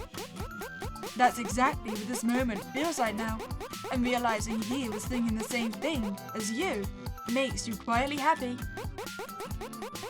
Right in front of the station, there's been an old candy shop since the school was built. It has a real name, but everyone just calls it station front because it's in front of the station, even the teachers. Station front is cheap. The old lady who runs it is kind, and there probably isn't a single student who doesn't like the place. Just for a little bit. Yeah, just a little. Outside the school gates, the air feels just as heavy. Not really any cooler than inside. He probably feels the same, though unlike you, he doesn't complain. As your mood lifts, the gaps between the trees flash with evening sunlight, orange streaks scattering across your vision. You've always thought that sudden dazzling sunlight looked like a laser beam. A little daydream you've carried with you since childhood. If you looked straight at it, you would burn your eyes. But you turn sideways, hoping to see his face rather than a laser beam. A cat! There's a cat. Perched on the building next to the station front sits a chunky, scruffy-looking cat. It has a rather intimidating glare. The grumpy expression only makes it cuter. It doesn't wear a collar, but the fact that it doesn't run away when you crouch down suggests it's probably well loved by the students and locals around here. So cute! That cat looks kind of fierce. Oh, let's take a picture. You're always taking pictures. Yeah, but it's fun to look back at them, right? Albums. I've never really made one, so I wouldn't know. Is that so? You slip your hand into his pocket, like you've done before, and pull out his phone. Hey, wait! I'd rather run it through an app first, but oh well. The shutter sound goes off, and a single unfiltered photo is born. The grumpy-looking cat somehow looks even grumpier now, and his tail shadow stretches completely across the frame. It's nowhere near aesthetic. Closer to awkward and cool. It's not great. But still, it's a not great memory here. That's my phone, you know. If you send it to me later, then it'll be mine too, right? No, it won't. Yes, it will. Send it. It will? As you stand up, a laser beam of sunlight burns your cheek. You didn't even notice. You couldn't take your eyes off him. Every word, every gesture of his holds your full attention. You comment on how high his calories is, but he has no idea what you're talking about. Is that the photo? The very apparently unaesthetic one? Yep, there it is.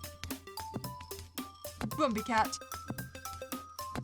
Thanks! You're welcome. You're welcome doesn't sound quite right, though. I'm right anyway. Why so confident? Okay, so dry our hair? Today has been amazing. If someone could peek inside your head right now, it would probably just say, fun, fun, fun, fun, fun, fun. That's how happy you feel. We didn't end up going to station front after all. But that didn't matter. It had only been an excuse to spend a little more time with him. They say Japan is 8 million deities, but next time you make an offering, you think you'll give it to a cat deity. Anyway, when you look in the mirror, your hair seems to have gotten pretty long. Maybe it's about time for a cut. Summer's coming.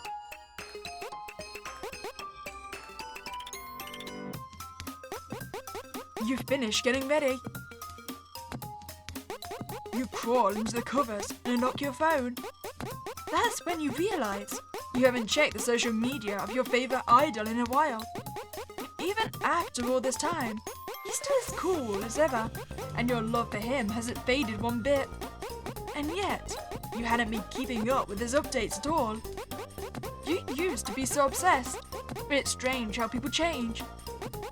Well, I've been rather busy lately. Yeah, busy. Caught up in a whole different kind of love. Totally absorbed by it. It's like loving sushi and cake and steak. What's wrong with loving them all? your love for each hasn't changed. You comfort yourself with this little excuse, as if trying to justify cheating. That night, it never even crosses your mind that your cake and someone else's cake might not be the same thing. You simply believe that cake, by being cake, is wonderful in itself. And as you think that, you hope to be someone's cake someday. Before you realize it, you've fallen asleep, still clutching your phone.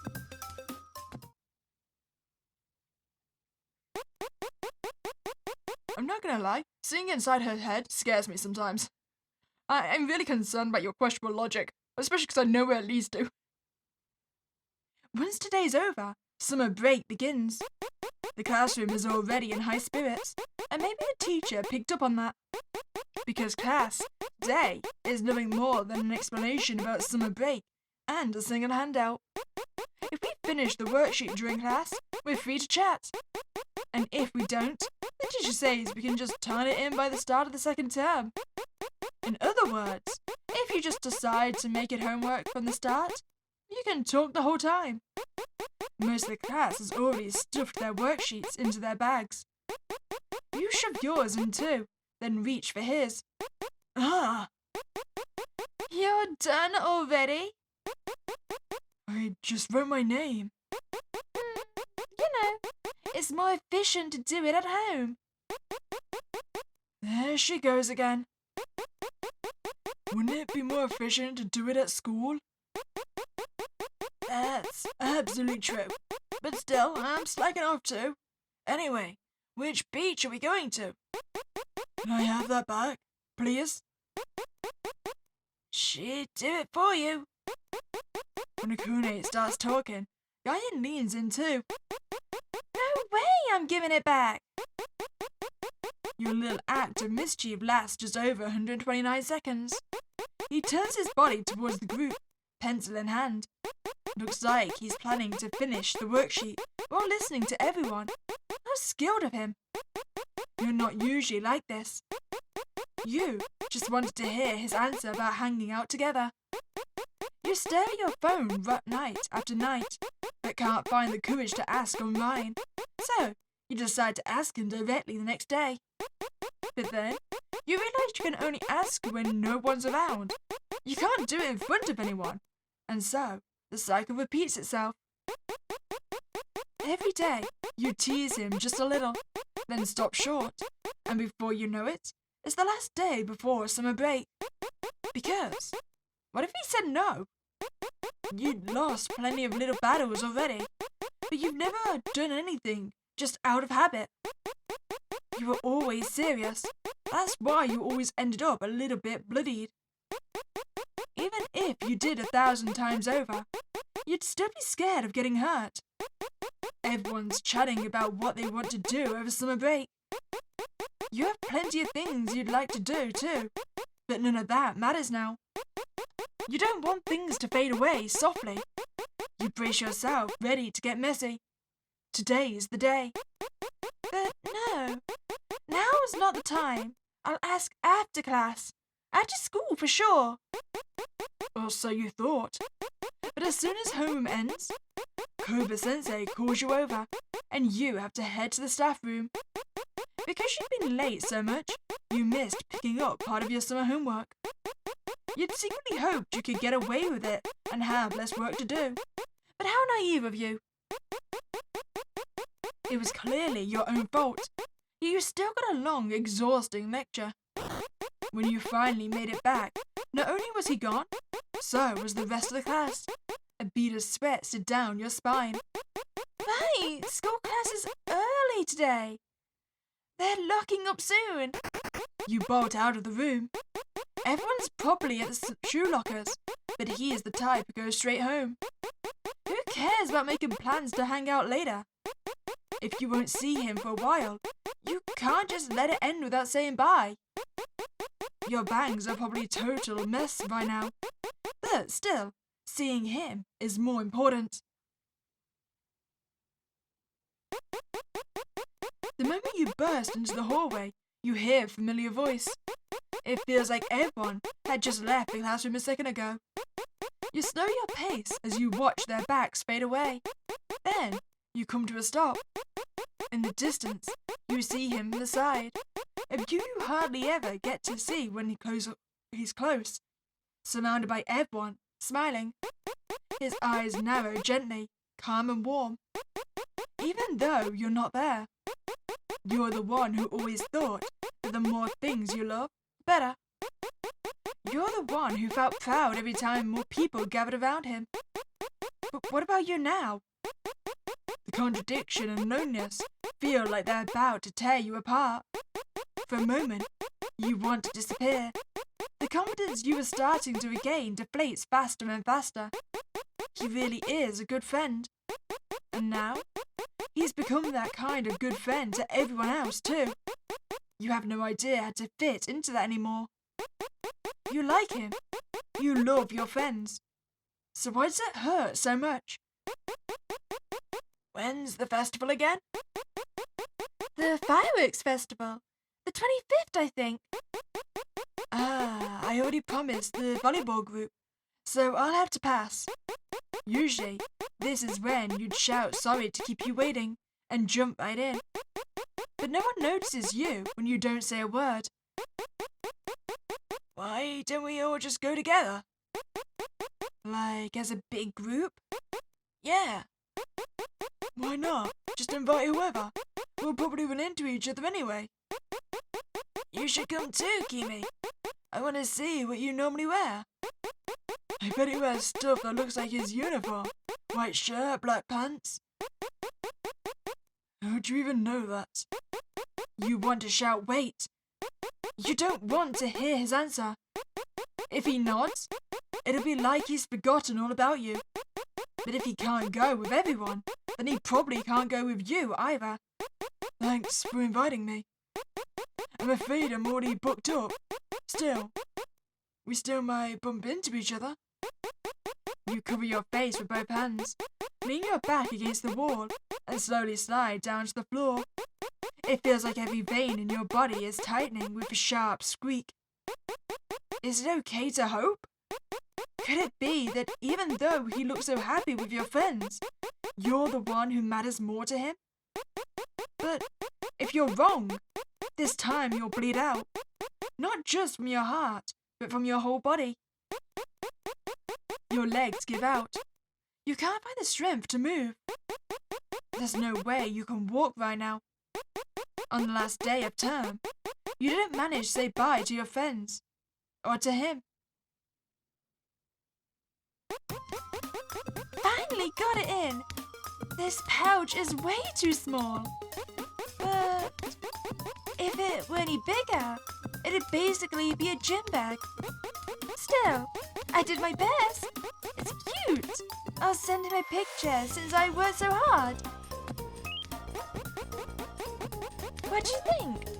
Looks good, I think. Oh, that was fast. 100 points for a quick reply. Show me your yukata. I don't have one. Wait, he doesn't have a yukata? No way! What should I do? I spent all this effort getting ready. It'd feel weird if I'm the only one all dressed up. You glance at the clock. There are 20 minutes left before you have to leave. You stare at the ticking second hand. Alright, guess I've got no choice. No point backing out now. Move, move, move! So, do we have a spare one? You dump out everything you'd neatly packed into your pouch, dig through your closet, and pull out a dress. You shove things into your bag without caring if it bulges, and dash out the door. Falling for someone sure is tough, but working hard for the sake of someone you like feels like a dream. It's wonderful. What will he say to the version of you who tried so hard for him? Your heart soars as you run out the door. Above your head, heavy clouds drift slowly by. And beyond them, the bright, brilliant blue of summer stretches wide.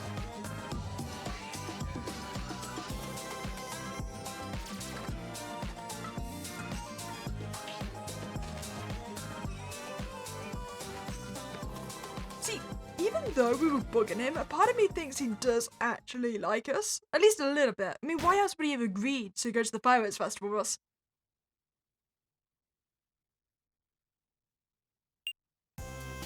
I mean, clearly we have problems. I mean, I think it's more that we were raised to see ourselves as being perfect. Like we mentioned, we were like considered a princess to our parents. So that is probably the majority of the reason why we feel essentially entitled to him to love us. I kind of do feel bad for us at the same time, because we seem well-meaning and sometimes. Time for the epilogue. You become a poltergeist. The bath plug popped out, and what could politely be called chocolate-coloured water begins to drain away. The flow is slow. It would take a while before the bottom of the tub was visible. You're a little, very tired. But there was no way you'd let him do something like this. So, you endure it anyway. Oh, is this us dumping our body in the mountains? You've been his so-called guardian spirit for a little while now. Then, one day, he and his mother started living apart. Lately, his mum seemed absent-minded. It was happening more and more often, and he didn't know what to do. And if he was troubled, then you were troubled too. You ask if he has any relative he can rely on. He says he doesn't really know them well, and doesn't want to bother them. But that very night, by coincidence, the phone rings. Guardian spirit power, maybe. In any case, this is a chance. You urge him, pester him relentlessly to talk to this relative about his mom.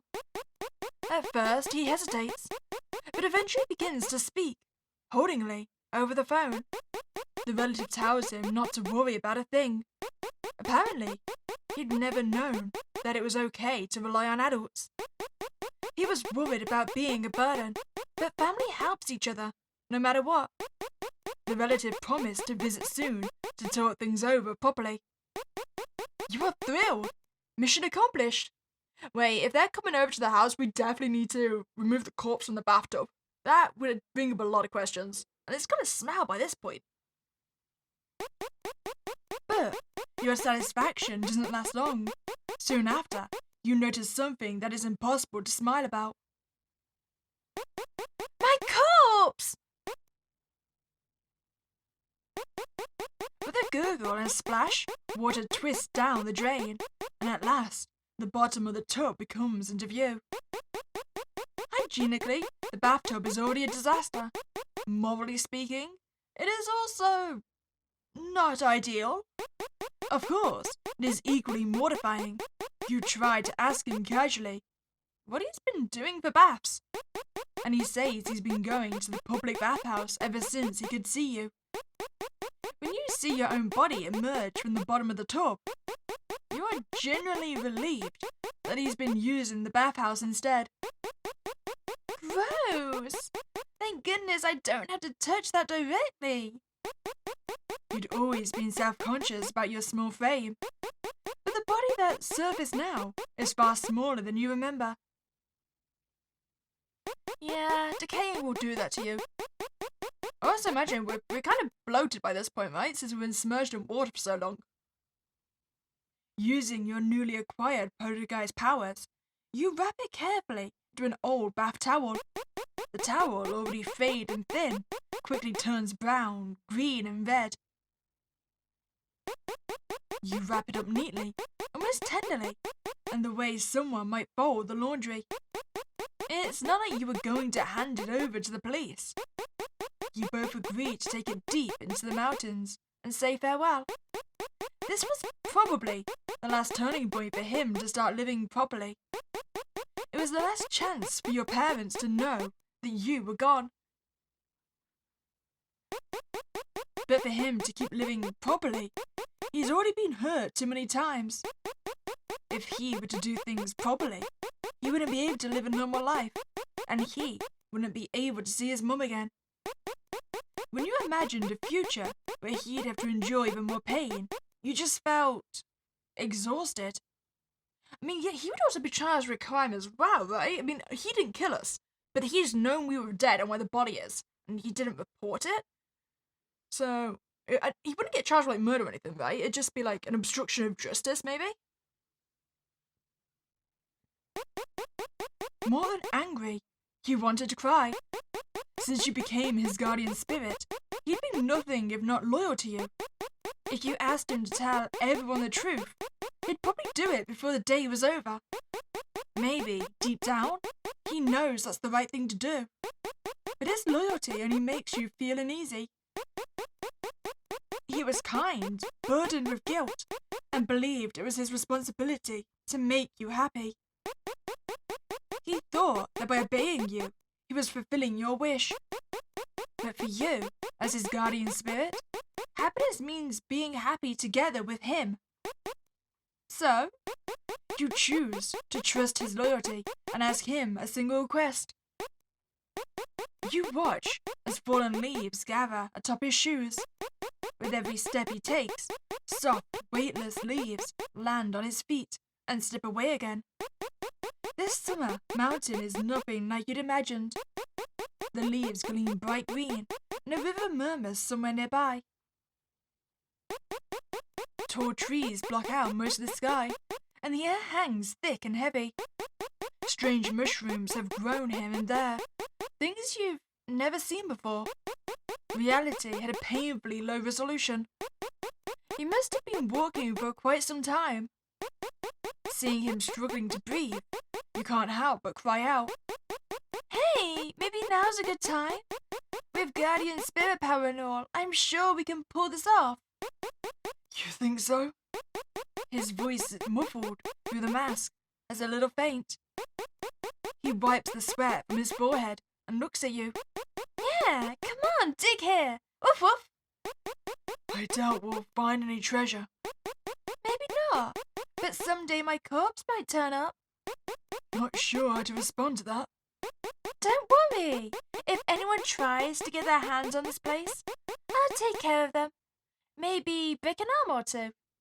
So yeah, I feel like by the time the corpse is found, there's going to be absolutely no evidence of what happened to link it back to him, so it won't really matter, right?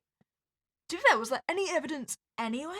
I suppose they could have tracked, like, phone records or CCTV or something. Probably best not to break anyone's arms. As he says that, he sets down his backpack. When he reaches for the zipper, you raise both hands to warn him off. I'll handle that. You're on digging duty. Sure. You take your towel-wrapped corpse, stuffed in a plastic bag, from his backpack. How small did we squish down this corpse? I mean, I know we're not very big to begin with, but to fit inside a backpack. I mean, I know we were supposed to be decaying for like 7 weeks or so we probably lost a lot of muscle or anything like that, right? And we got flushed down the drain. You peel away the damp, clinging plastic, carefully layer by layer. He frowns a little and pulls out the shovel. When he drives it into the spot you point to, he starts digging without saying anything. Neither of you speak. Maybe it's because the air feels heavy, or because of the unpleasant smell. The only sound is the soft, muffled rustling of leaf-filled soil being turned over. As you toss the thick plastic onto the ground, you watch it in silence, unsure what you're feeling. There's guilt for making him do something like this, a strange intimacy for sharing a secret, a smooth rush from being obeyed, a quiet pride at being chosen. You don't have the words to express any of it. With every towel layer you peel away from your remains, it feels as though your sense of worth is being stripped off with it. Each sticky fold you pull back feels like one more betrayal to your parents. And yet, you never think to stop. That only makes it worse. It makes you think, how could your mum and dad ever love someone like you? I just wondered something like that. Huh? It's about me being a bad daughter. Do you want to stop? No! I've decided to do this. I I've decided, and yet I'm conflicted. So, yes, I'm just venting. Venting? I don't need a solution, or an argument, or an apology. I just want you to listen. Okay. I was really spoiled growing up. Huh? Oh, I see. I keep wondering, why do my parents treat me like I mattered so much? Now it really hits me. Kind of embarrassing to say. Now that I'm a high schooler, I'm such an idiot, a terrible daughter, and it's still true even now. But you know, I never doubted them, not once. That's... But they still have loved me. If I was dumber, or if I wasn't so cute. You look up at him as you pour soil over the not-so-cute version of yourself. Well, I get that, I really do. I also wonder if only I'd been better, if I'd been the kind of kid who could do things right. But even if I was smarter or more capable, I think I'd still be their child. And the same goes for you. That's true, but it's still because they're our parents, right? They love us because we're theirs. Even though that was a perfectly good answer, it somehow didn't seem to be the one that satisfied you. He seems to sense that. Is that a bad thing? No, I just can't explain it well. Give me a moment. Okay. Since the day you first understood each other, you've known what it means to think. You start to think about the unease that hides behind morality. The discomfort tucked inside goodness.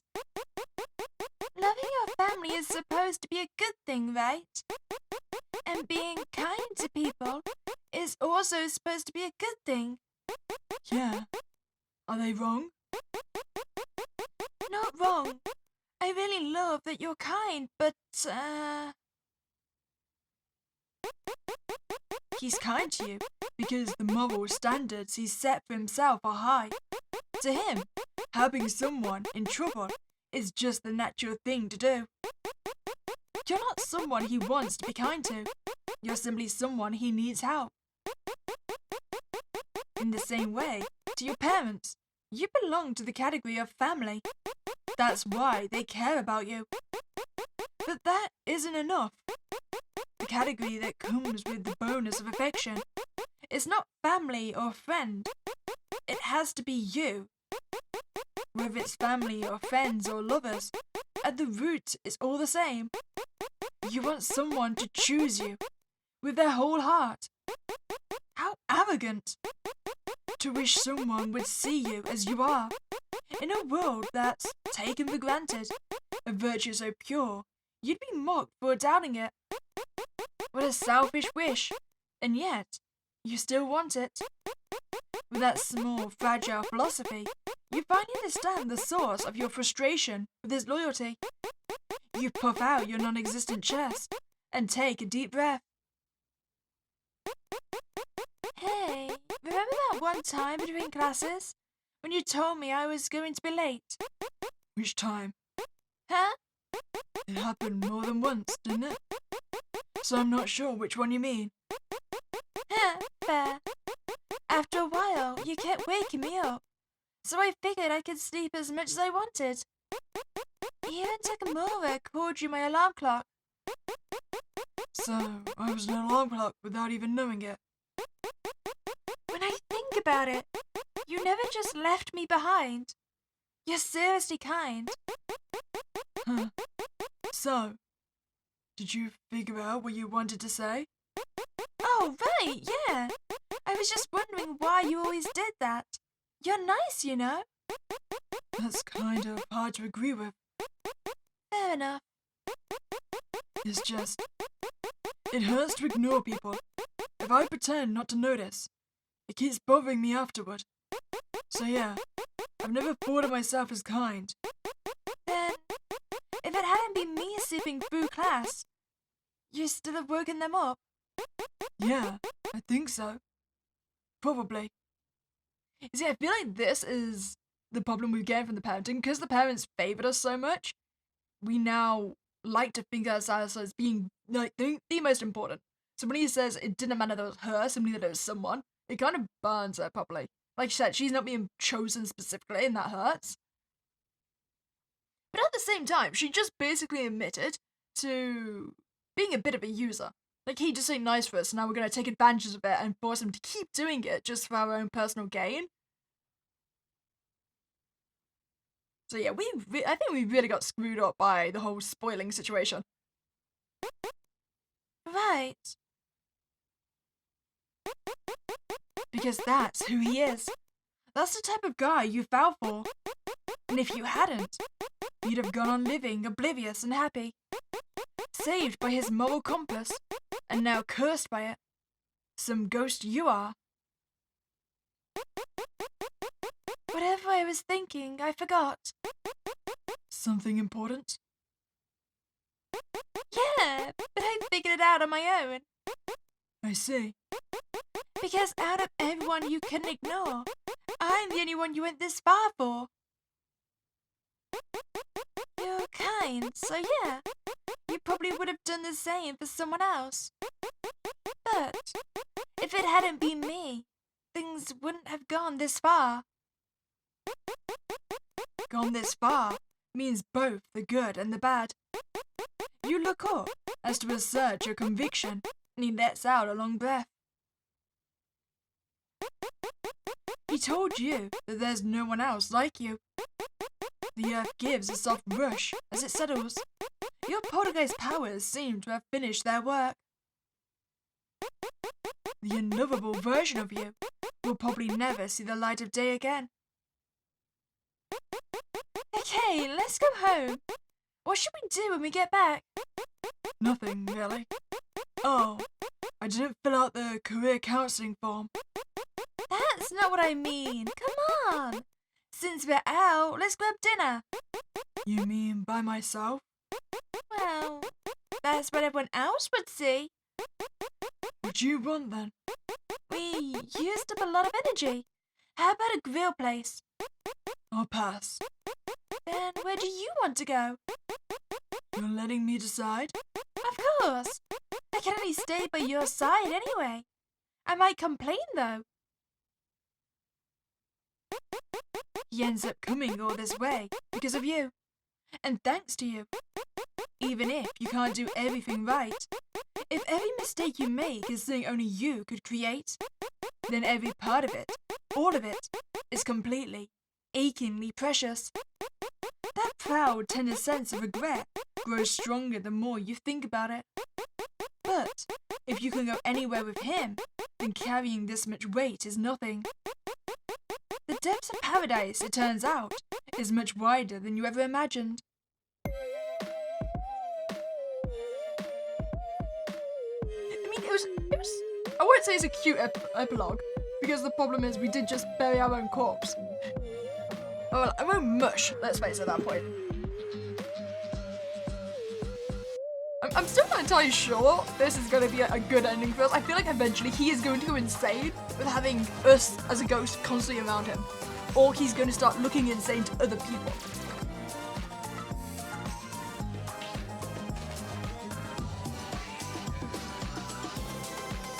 But as messed as we are, I do think we genuinely like him.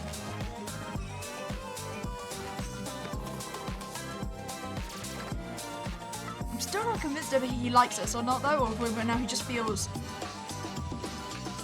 kind of like he owes us since his mother murdered her. We really are goddamn tiny, Jesus. Okay, maybe I take it back. Maybe we really would have fit in a backpack even without being mush.